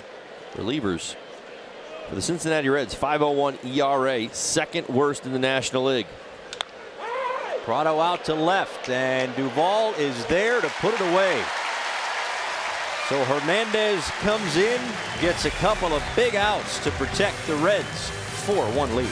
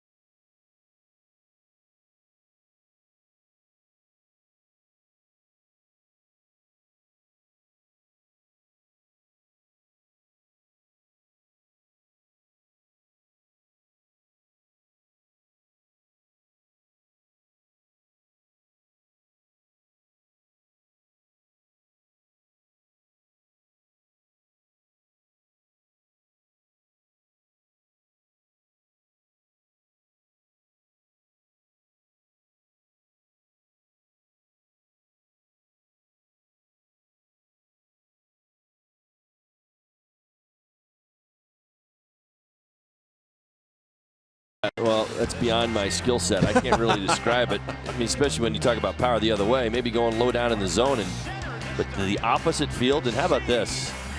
Dead center. You think he's taken to the leadoff spot? 4 homers, 4 games. He might be going to the bank too. Look at that. Pay me. What do you think that could mean, Todd? Show me the Benjamins. That's exactly what that means. Isn't that the universal sign for pay me? I believe it is. Yeah. He's a free agent at the end of the season, so clearly we are just speculating as to what that is, but you know what? Every once in a while it's fun to do that. You're telling me that his showstopper performance tonight was all about the Benjamins. That's right. Something like it. Scooter Gennett will pinch hit for Sal Romano in the 8th spot. After him, Billy Hamilton and Jose Peraza. So mentioned before that Gennett's been dealing with a bit of a shoulder thing. I say thing because there was no structural damage on an MRI, so just a little nagging kind of injury. So he's been out of the lineup a little bit the last week or so. 3 days, I guess he hasn't started a game. Inflammation in his right shoulder. Pinch hit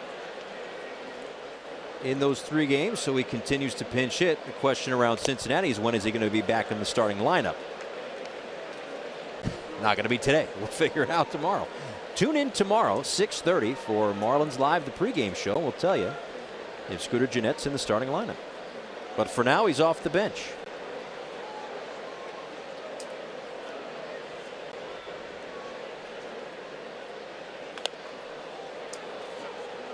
Second inning of work for Miranda Gonzalez. He came in to start the 5th after 4 innings from Wei-Yin Chen. Jared Hughes loosens in the Reds' pen.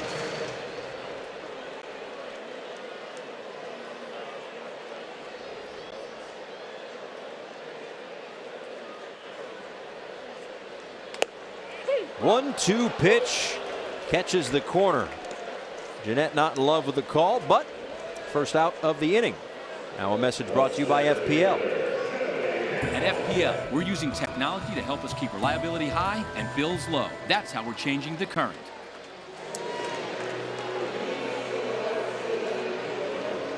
The first strikeout of this outing for Miranda Gonzalez.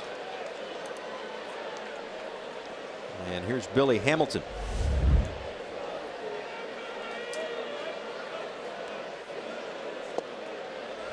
Hamilton walked in the 2nd and popped up in the 4th. A good idea to keep him off the bases. He's had 5 stolen bases this year. Play along with me, Paul, if you will. Sure. How many stolen bases do you think he'll have this year? Ooh. Just looking at some numbers. Here, let me help you out. Okay. 2014 he had 56. 2015 he had 57. 2016 he had 58. 2017 he had 59. Wow. I'm going to go with, because I like to read the trends, I'm going to say 60. That's a good guess. We'll see. How about that? Just looking at some numbers. Well, you want to get better every year. Well, incrementally better every year. I'm not sure what the percentages are, but they are better.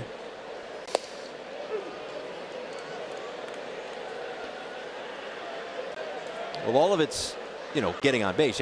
You can't steal first. That's the old adage, right? You have to get on base to steal bases. And if he was going to work on something, I think he's been working on that on base percentage for quite some time. Well, he is on for the 2nd time tonight. 3rd walk of the outing for Gonzalez.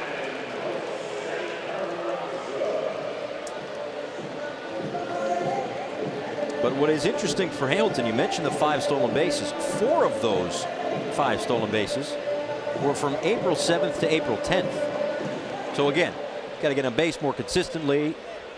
And without looking at each and every Reds game, I'll be honest on that. I don't know exactly the game situation that he has been on base, but it's going to be hard to get to 60 if you're only stealing 4 a month. I do agree. Couldn't help but mention the trend, though. It was too interesting to my eyes. I'm with you. And if anybody could do it, it's him. Well, he can make up for it if he ever gets hot. We certainly know he's fast enough. That's right. He leads off of first. Stays put on the delivery to Peraza, which was bobbled by Realmuto, but no advance for Hamilton. You've got 2 of the best catchers as far as throwing base runners out in the building tonight. JT Realmuto Barnhart, Gold Glove winner from last season.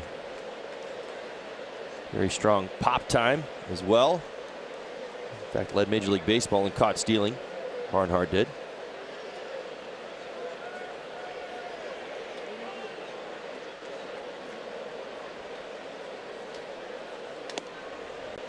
Outside 2-0 and a meeting on the mound. Perfect time to go downstairs to Craig Minervini. And Paul, Todd was just mentioning that pop time.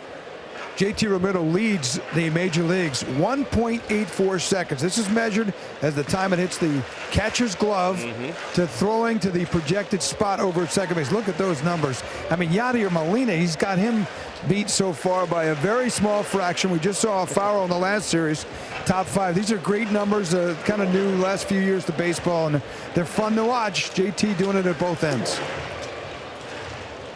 Absolutely. I think back to even my generation, and much of the chatter and conversation was always about accuracy and pitchers doing a better job of holding on runners, and still that is clearly at the forefront of this conversation.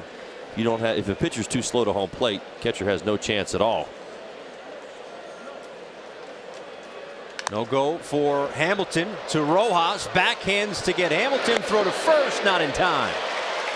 Well, they almost turned it. Beautifully done.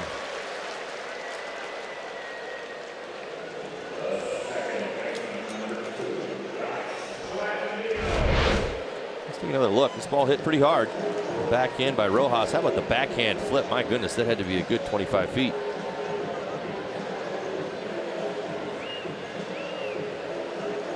Is that just a situation where you want to get Hamilton off the bases, get that speed back in the dugout? No, I think he recognized he had speed on both. I mean, listen, Peraza gets down the line as well. I mean, he's a good runner. Got good speed. That would have been a tough play at first. Get Hamilton out, but I think it was the shorter play. Blandino, center field. And tracking it down is Brinson in the left center field gap. We go to the 7th. Marlins down 4-1.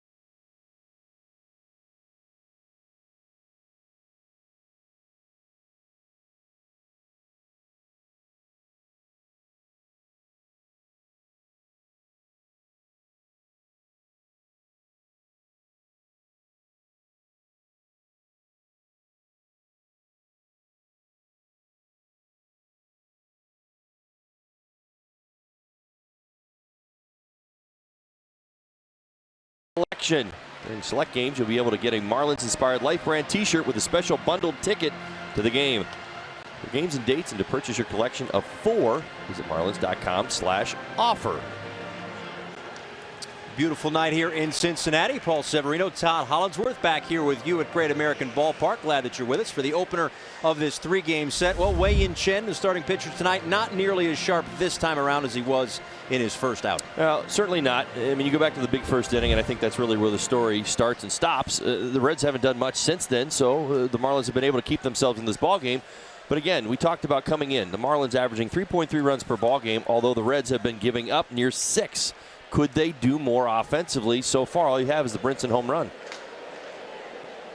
And they have had some opportunities. They left the bases loaded in the 6th as David Hernandez came in to get the last 2 outs. And now Jared Hughes delivers a pitch with a little bit of a wrinkle in it to Miguel Rojas. Rojas, Brinson, and the number 9 spot for the Marlins due up here in the 7th inning.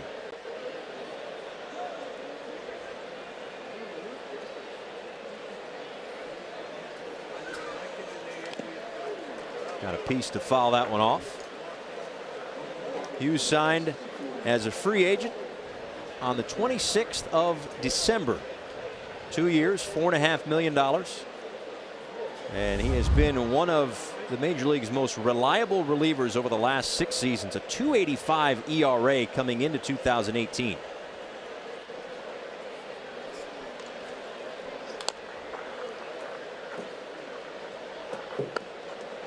So far this year, a .212 ERA.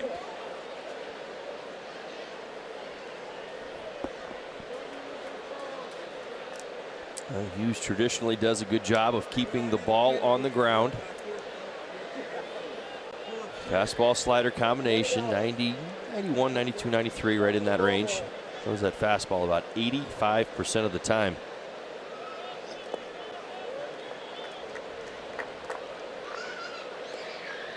See the arm angle, kind of throws from third base and tries to drive that ball down in the zone. It looks like for a righty it'd be hard to pick up. Like you see both the 4 and the 8 in his delivery when he turns back like that.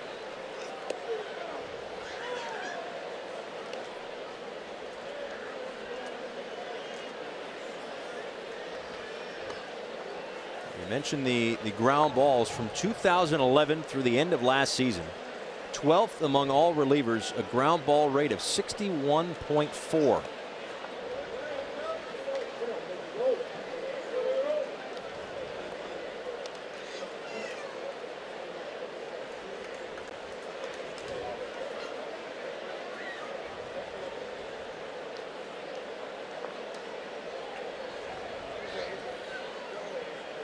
Faced Rojas 3 times and struck him out twice. Right back up the middle. On the backhand behind the bag. And Blandino retires Rojas 1 away.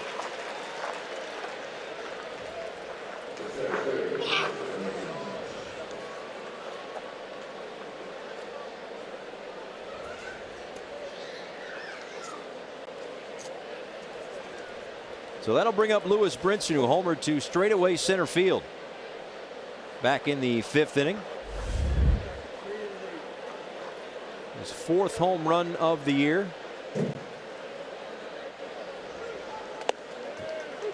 First one outside Milwaukee, but it was a situation, Todd, where you really liked his approach the last time up. Well, what I loved is the in-game adjustment. In particular, the fact that he got burned by a fastball on the inside part of the plate, was late and fought it off, and then was able to get extended and drive it out almost on an identical pitch following it up.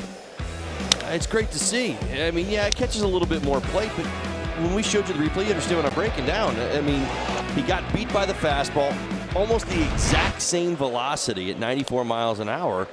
And you say, okay, well, that's a young man figuring things out at the major league level, watching, sequencing, and saying, okay, this makes sense. All right, he beat me with a fastball. I'm not looking for a slider away now. I'm going to say he's probably going to come back in right here. You know, it looked like I couldn't handle that pitch the pitch before. Comes back in, you make a little adjustment, get the front foot down a little sooner, and next thing you know, you're running around the bases.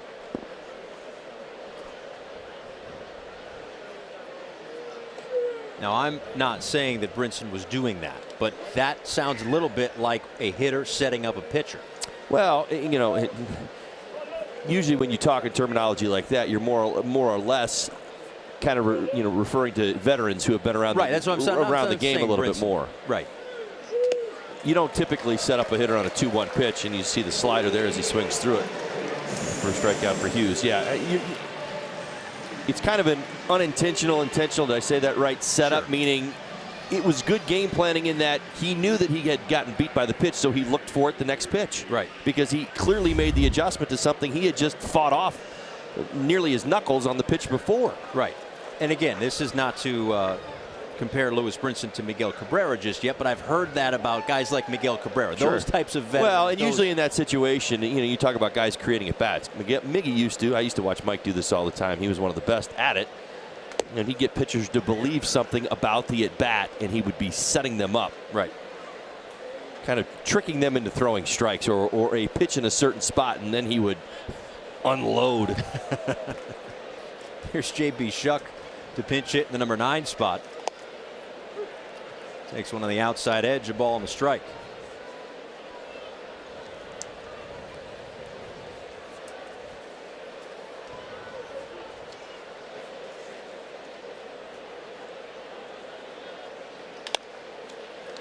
Right back to Hughes. He throws to first, and he works a 1-2-3 7th inning. Reds still up 4-1.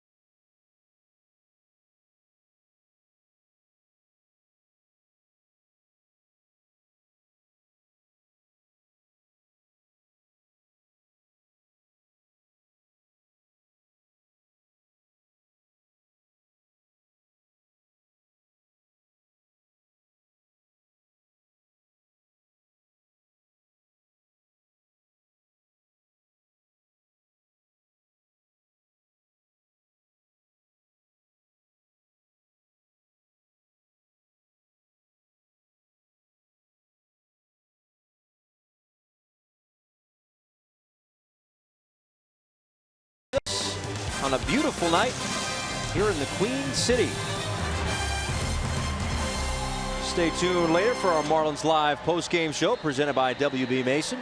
Craig Minervini hosting from the field will break down Lewis Brinson and his home run. Caleb Smith in advance of his start in the middle game of this 3-game series tomorrow, and we'll hear from the skipper and get his thoughts on the opener of this series and the road trip. That's all coming up. Marlins Live post-game show presented by WB Mason. But still some unfinished business here as the Marlins try to keep this at a 4-1 deficit.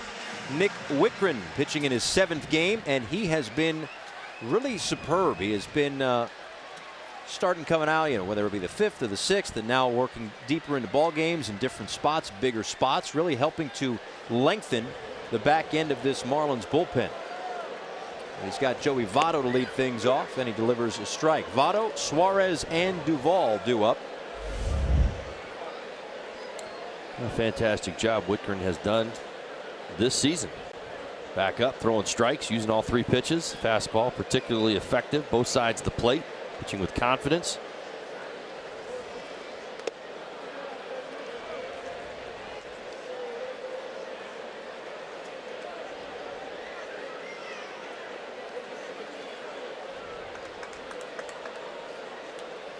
Three on the right side of the infield against Votto, who takes a called strike.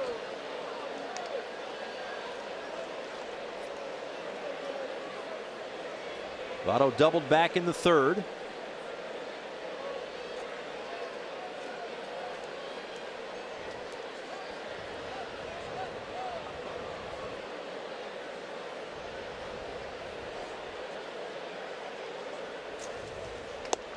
And a called strike 3. Second time tonight Votto has been set down on strikes. And there's one away.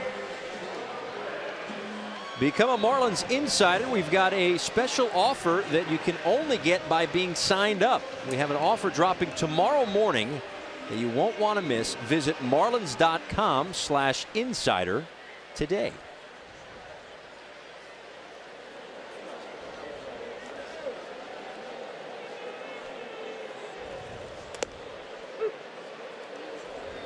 Fireworks tomorrow, May 5th. It's a Cinco de Mayo special. The rest is a secret. Got to check it out. I think you just blew it. I'm not kidding. No, I'm not kidding. Any more details, Holly? I didn't even know. And started to think, well, tomorrow's Cinco de Mayo. Now I'm on to something That's here. right. Wouldn't have known that if you didn't mention it. Kentucky Derby, I guess generally speaking, right down the road. Might be throwing me off now. And then Sunday, by the way, an unusual start time on a Sunday. A 4:10 first pitch. There's the Flying Pig Marathon here in Cincinnati. Oh, yeah. You running? Am I running? Come on. The marathon. I did 3 miles today and needed a nap. I told you, Think had a good I'm doing a pace. marathon. All right. Let's Quick marathon before the game? We'll see. Maybe Craig has some information that might excite me into doing it. All right. Well, for one, Paul, it's the 20th annual Flying Pig All right, Marathon. I'm in. That Fine. alone I'll do it. is a reason to jump in on it. And by the way, the festivities have already started. They're closing road. It's a huge deal down here. Today, I shot some exclusive video. You saw of the pig, which will be raised up in the air, and it was a little bit later than that. There are pigs all over the place. I guess it goes back to the early 1800s here. There's a pigata, as they call it. Look at that. Isn't that a cutie? Now, yeah. The reason is way back in the 1800s, they called this area Porkopolis because on the Ohio River, it was the country's chief hog packing center. And on the river, they would export a lot of pork back in the day, and bacon, I guess. So it's gotten this name, and it's very popular. If you go around the city, you see these flying pigs, but very exciting. The 20th annual Flying Pig Marathon and the Porkopolis. And by the way, over 40,000 people. They're going to have a record amount, maybe 45,000, 50 states represented running in the full marathon on Sunday. Wow. Is there anybody from Florida? Well, probably. As so I that said, means all I don't have to 50 do states. it. Yeah. So that was the thing. Like if 49 were represented and Florida was left out, I would have thought about it. But now that it's represented, you're okay. I'm really not going to add. And you got a ball game. You got a ball game to do anyway. But I think it'll end before that. Probably one of the reasons why there are going to be so many people down here. All right. Fly ball, right center field. Brinson. A step on the track to make the catch. Well, anything but a marathon inning for Whitgren. 1, 2, 3 in the 7th.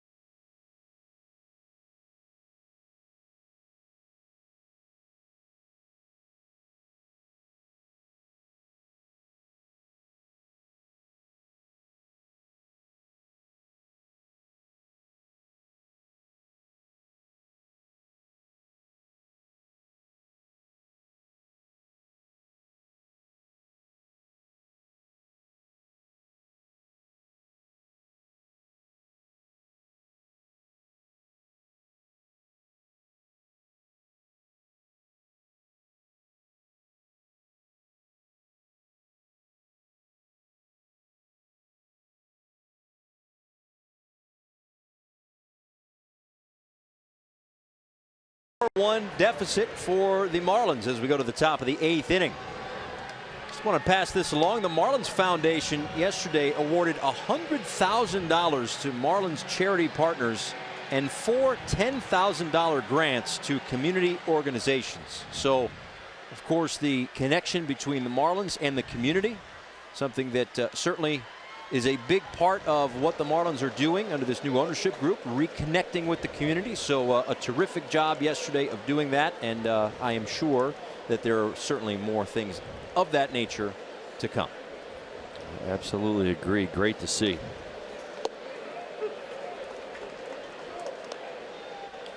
Derek Dietrich to lead things off here in the 8th. Little work to do for the Marlins, down by 3. Dietrich, Realmuto, and Castro due up against Hughes, who's back out for his 2nd inning of work. Worked a 1-2-3 7th inning.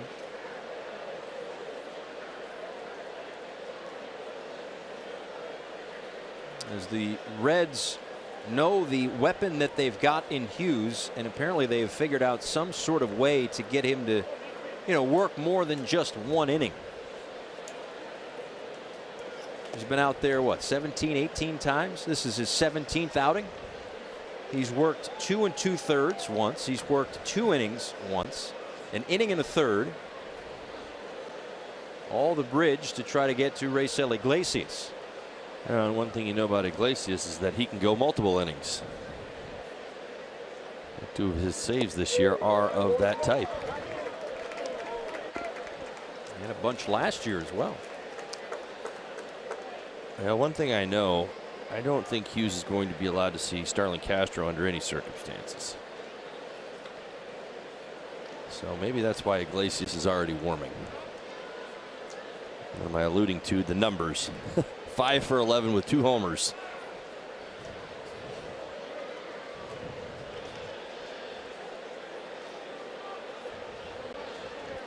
Now, first things first, the Marlins need base runners.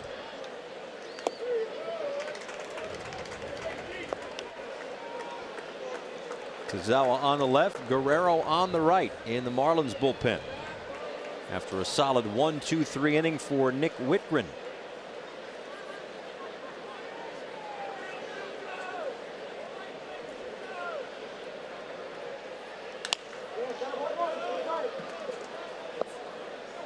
Dietrich 0 for 2 in his career against Jared Hughes.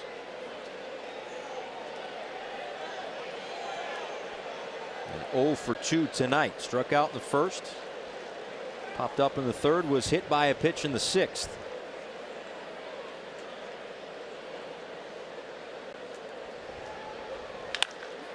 Ground ball up the middle, a base hit. So there's a base runner to start the 8th inning. And that will bring up JT Realmuto. MLB At Bat is your #1 app for Marlins baseball. Customize your experience to catch every moment this season. Get Marlins home screen icons and features such as MLB.TV, Game of the Day, pitch tracking, in-game highlights, live radio broadcast, stats, news, and more. Download MLB At Bat today.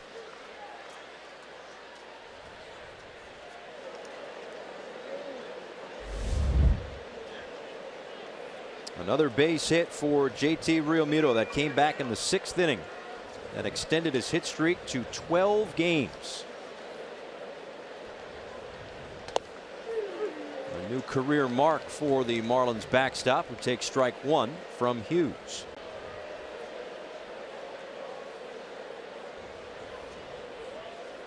One for 5 with an RBI against the righty.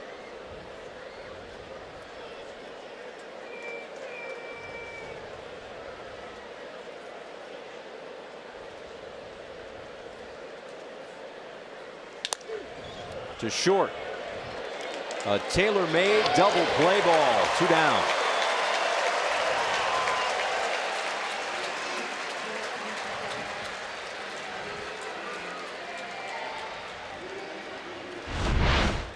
Hughes right after him. We told you about the ground ball rate. You see the sinking fastball to the inside part. This ball hit hard by JT, but right at the shortstop, Peraza. A quick turn even for the speedy JT.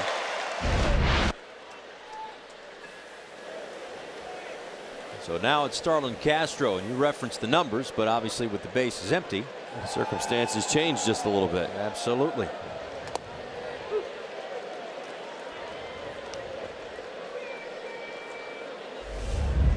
I'll give him to you one more time. 5 for 11 against Hughes in his career. A double and 2 home runs.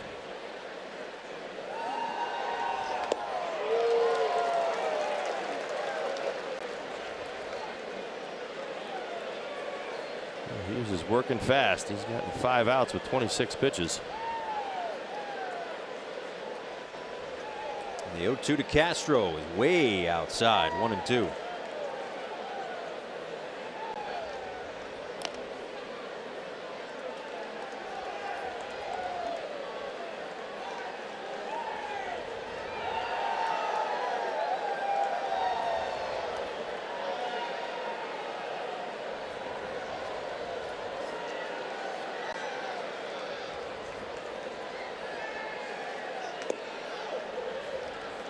Tried to go away again, and once again missed by a wide margin. 2 balls and 2 strikes. Yeah, Hughes is having a hard time commanding his slider. Really, the only pitch he continues to throw for strikes is his sinking fastball. It's probably why you see it 85% of the time.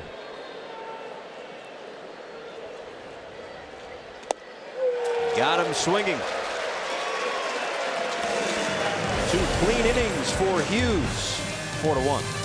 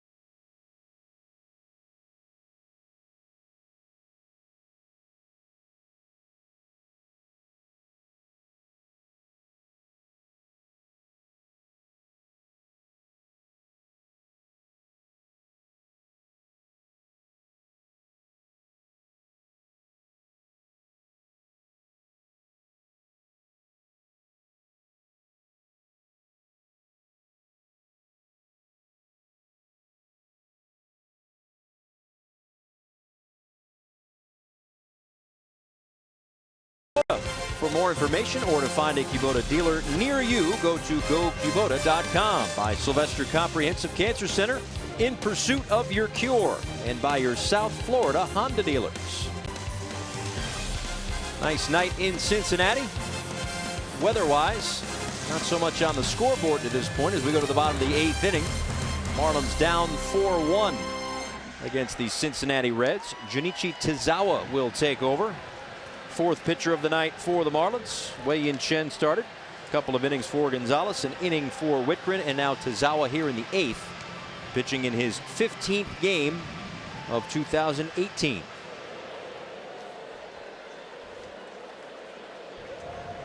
Last time out, gave up a couple of runs.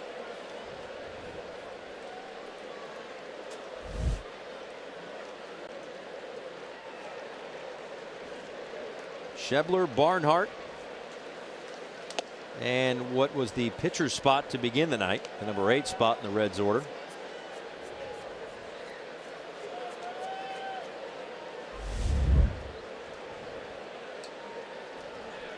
Zawa's done a very nice job against the lefties this season. Lefties only hitting 105 against him. Righties much higher, 340. 344 to be exact.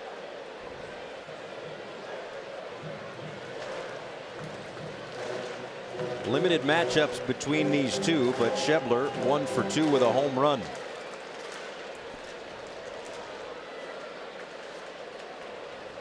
Three men on the right side of the infield against the Reds right fielder.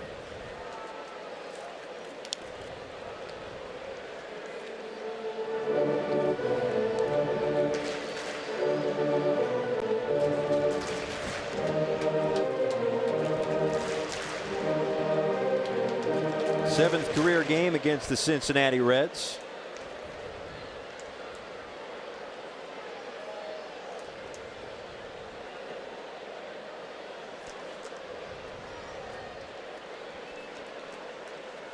And a 1-2 pitch to Schebler. Straightens him up, 2-2.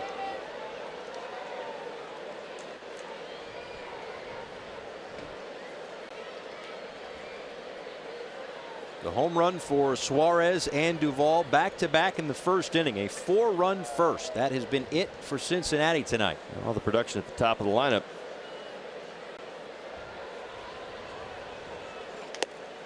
called strike 3.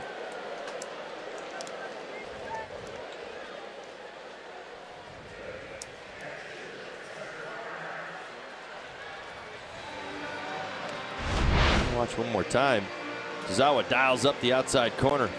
There's a little leeway on both corners tonight. Close enough. Tailing action there.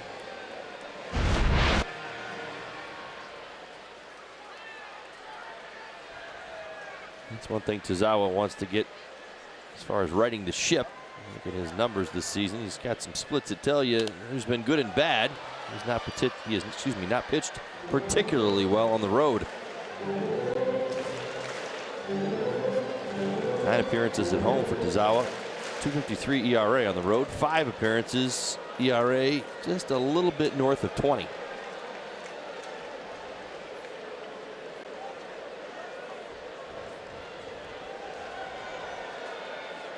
The 0-1 to Barnhart. Softly hit, backhanded there by Castro. 2 away.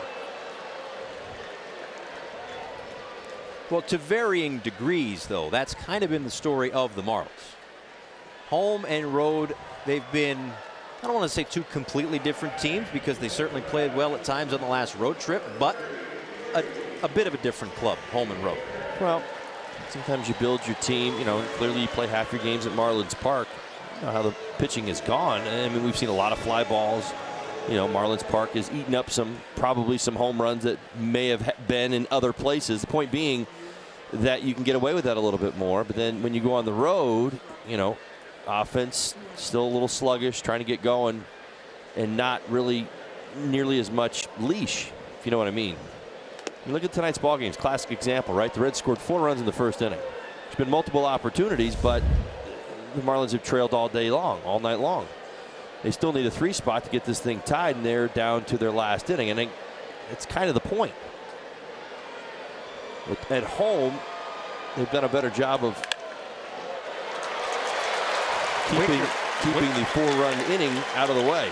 Winker with a pinch hit single here in the 8th inning. Shouldn't be surprised at that. Winker, my goodness gracious. His last 5 pinch hit appearances, he's reached. Are you kidding me? 4 hits and a walk. He's making it look easy. He's found a home, apparently. Maybe not the home he wants. He's now reached in 20 consecutive games. When I saw that, I was like, that's a hot pinch hitter. Yeah. Well, he came into tonight leading National League rookies in hitting, multi-hit games where he was tied, walks, on-base percentage, ranking 2nd among rookies in doubles. So off to a nice start. In different roles for the Reds here early in 2018.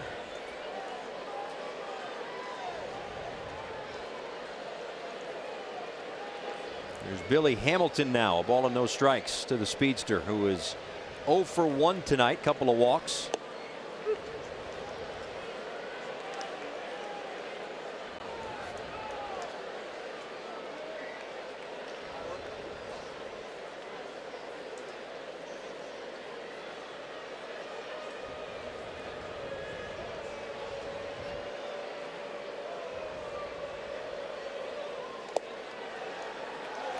The last time he was up, you were talking about the stolen bases that he had. Where did it start? 56, 57, 58, 59? Is that where he was at? Correct. So he's the first major league player with at least 56 stolen bases in each of 4 consecutive seasons since Jose Reyes did it from 2005 to 2008. Well, it's what the Cincinnati Reds continue to hope on. Get him to understand on-base percentage and getting on base more consistently. That number will only go up. Broken bat, dying Quail in the left center field. And Hamilton's aboard, 2 on, 2 out.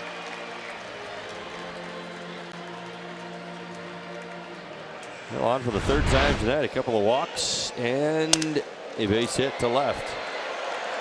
And perfectly placed. Most outfielders see the ball in the air. First action is back. Not that was the case there, but we do see that a lot at Great American Ballpark just because of the natural reaction to the ball flying here. So it's Jose Peraza who has reached base 3 times. A double, came around to score in the 1st, singled in the 2nd, reached on a fielder's choice in the 6th inning.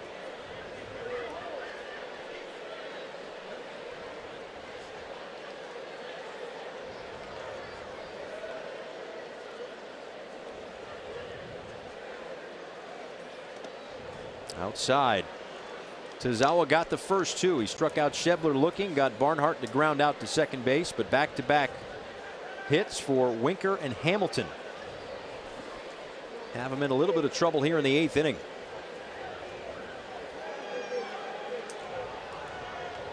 Marlins will have Bohr, Anderson, and Prado due up in the 9th inning against, in all likelihood, Raisel Iglesias.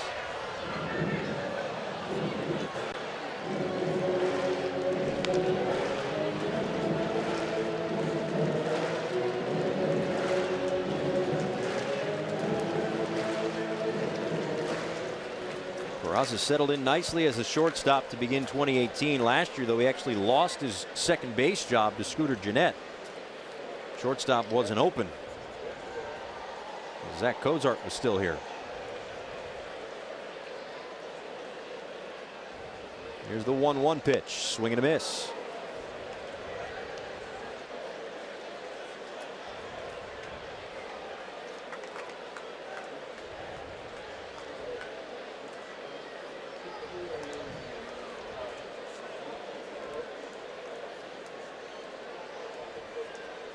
Chen had a couple of strikeouts in 4 innings. Gonzalez 1 strikeout in 2 innings. Whitgren struck out a couple in his 7th inning of work. And already a strikeout for Tazawa.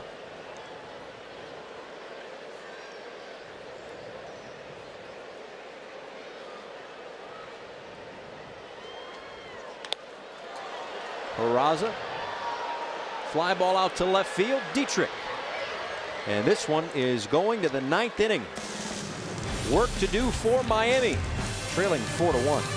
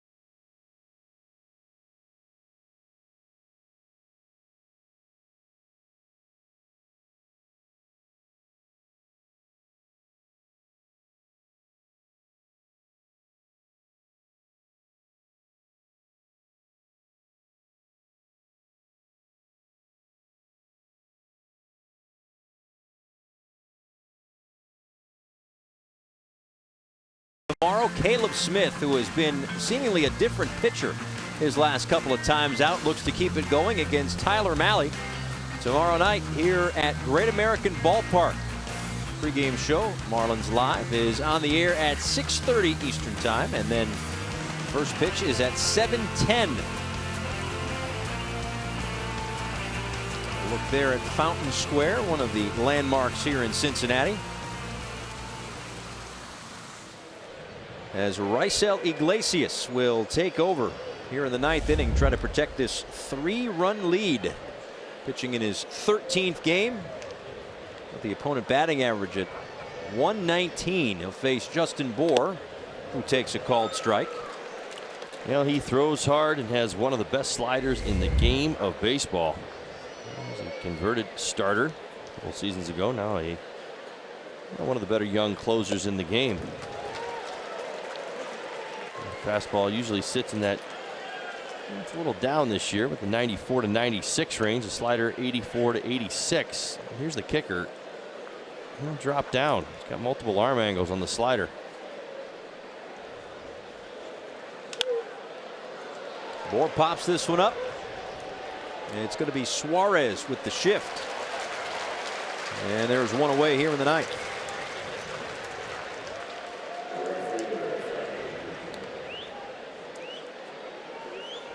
Well, 28 saves last year for Iglesias. Pitched to a 2.49 ERA, 92 strikeouts in 76 innings. He was 6th in the National League in saves last year for a team that didn't necessarily win a whole heck of a lot. 68-94 in back-to-back seasons for the Cincinnati Reds. I think he's a very interesting player. You know, you asked the question, and you look at his career in this 4th season in developing. You know, how long will the Reds choose to hold on to him? I mean, they inked him to a very favorable deal. I believe it's 7 years, right around the $27 million range, which is, well, it's just it's very cheap, is what it is. Team friendly, as very they say. team friendly is where I was kind of going with that. Slipped my mind, so to speak. That's a base hit go. for Brian Anderson, his 2nd hit of the night.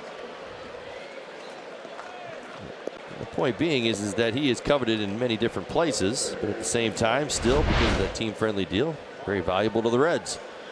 And there's the slider. It didn't do much. I was ranting and raving about it. Came out of his hand and just spun. Nice job. Brian Anderson, a couple of hits tonight. Should have 3. He's denied his last at bat, lining out to left.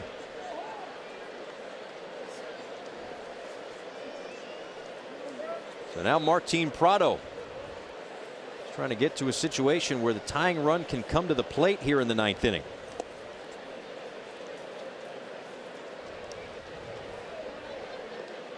Prado walked back in the 2nd inning.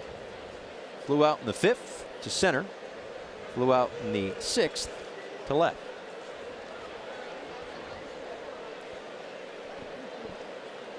Prado's faced Iglesias twice. He walked one time, grounded out the other.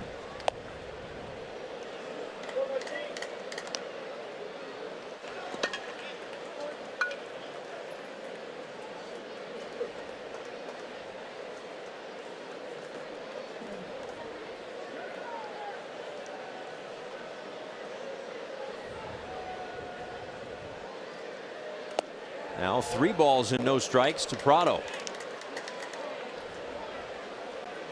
Well, this is obviously not a 2-inning save situation for Iglesias, but you mentioned it before. He had 8 saves last year of 2 innings or more. That was the most in the major league since 1999 when another Red did it. Danny Graves. Called strike to Prado, now 3-1.